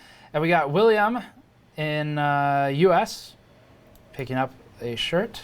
Come on, mouse. Help me out here. Okay, 1, 2, 3. It's like 8 or 9. I might have miscounted it. Braden from Canada. Thank you. Nicholas, US. Grab the shirt. Alexander, US. Thank you. Jacob, Australia. I feel like I should just say every name possible at this point, cover all of them. Omar from Queens, New York. Grabbed a couple of shirts. Okay, we've got 5 left. I can see the end. Adrian from Ireland, nice. Picked up a mouse pad, a Graph logo shirt, and a limited edition shirt. 4 more. Michael from Plymouth, US, picked up a mod mat and a shirt. We got Nicola from US, grabbed a shirt. And Gregory, US, lots of US orders. Lightweight hoodie, I guess probably everyone else is asleep right now. US for Rob for a limited edition shirt. Okay, that's it. Any more orders? I'm not reading them. We got them all. If it was in there, cool. Okay, so last few things in chat here just to catch up. Steve, you got lots of folks watching you out here in Alaska, bro. That's awesome. I didn't know we had an audience out there. I'm glad to hear it. Glad to hear we can provide some value to you all. So a couple things. I saw some questions here. Do you have a full cover block on the CPU and the VRM? No. I had a fan on top of the VRM at the very end, but it was actually not a problem. And yeah, so it was fine, but no, I didn't have a full block on it. What is your relationship with Zotac after the 980 Extreme review? I will never forget that video. Yeah, so they haven't sent us anything since then. I got a 1080 Ti Amp Extreme from a viewer, reviewed it, it was not well designed thermally. Sent them that link, and that was the last time I worked with them, or talked to them actually. Haven't worked with them since the 980 Ti Extreme review. Last couple things from Super Chat. $2, Irish Giant. What cameraman and 3D modeler are you ice cubing? Too many memes. Eric Jackson, $5. Awesome stream. These definitely take a lot of effort. OC and stressful at home alone. Haha. Maybe some spare SSDs with the fresh Windows installed next time. Yeah, probably. That'd be good. Just in case we have a Windows death. I don't know if Windows got screwy here or not. All right. So that's it, guys. Thank you so much for watching. It was crazy long live stream, longest we've ever done. 5350 megahertz. Anyone skipping to the end, looking for a summary, that's it. That's what we hit. 5350 megahertz. RAM was okay. Everything else, I'll do a recap video probably. So, yeah, thank you for watching. Subscribe for more. Store.gamersnexus.net. Remember this shirt. Okay, last warning. As it said the whole time, this will not be available ever anymore after this stream ends. I'm going to give it like 10 minutes after the stream ends. If you get your order in, you'll get one. After that 10-minute window, that's it. We won't allow, or like you will not be able to place an order. They'll be gone. Like it's a limited edition for a reason. So closing it at the end of the stream. Thank you so much to all of you who picked one up. We look forward to sending them out to you, but we are keeping it limited. So closing it out in about 10 minutes. Get your orders in. Thank you for watching. Subscribe for more. I'll see you all next time.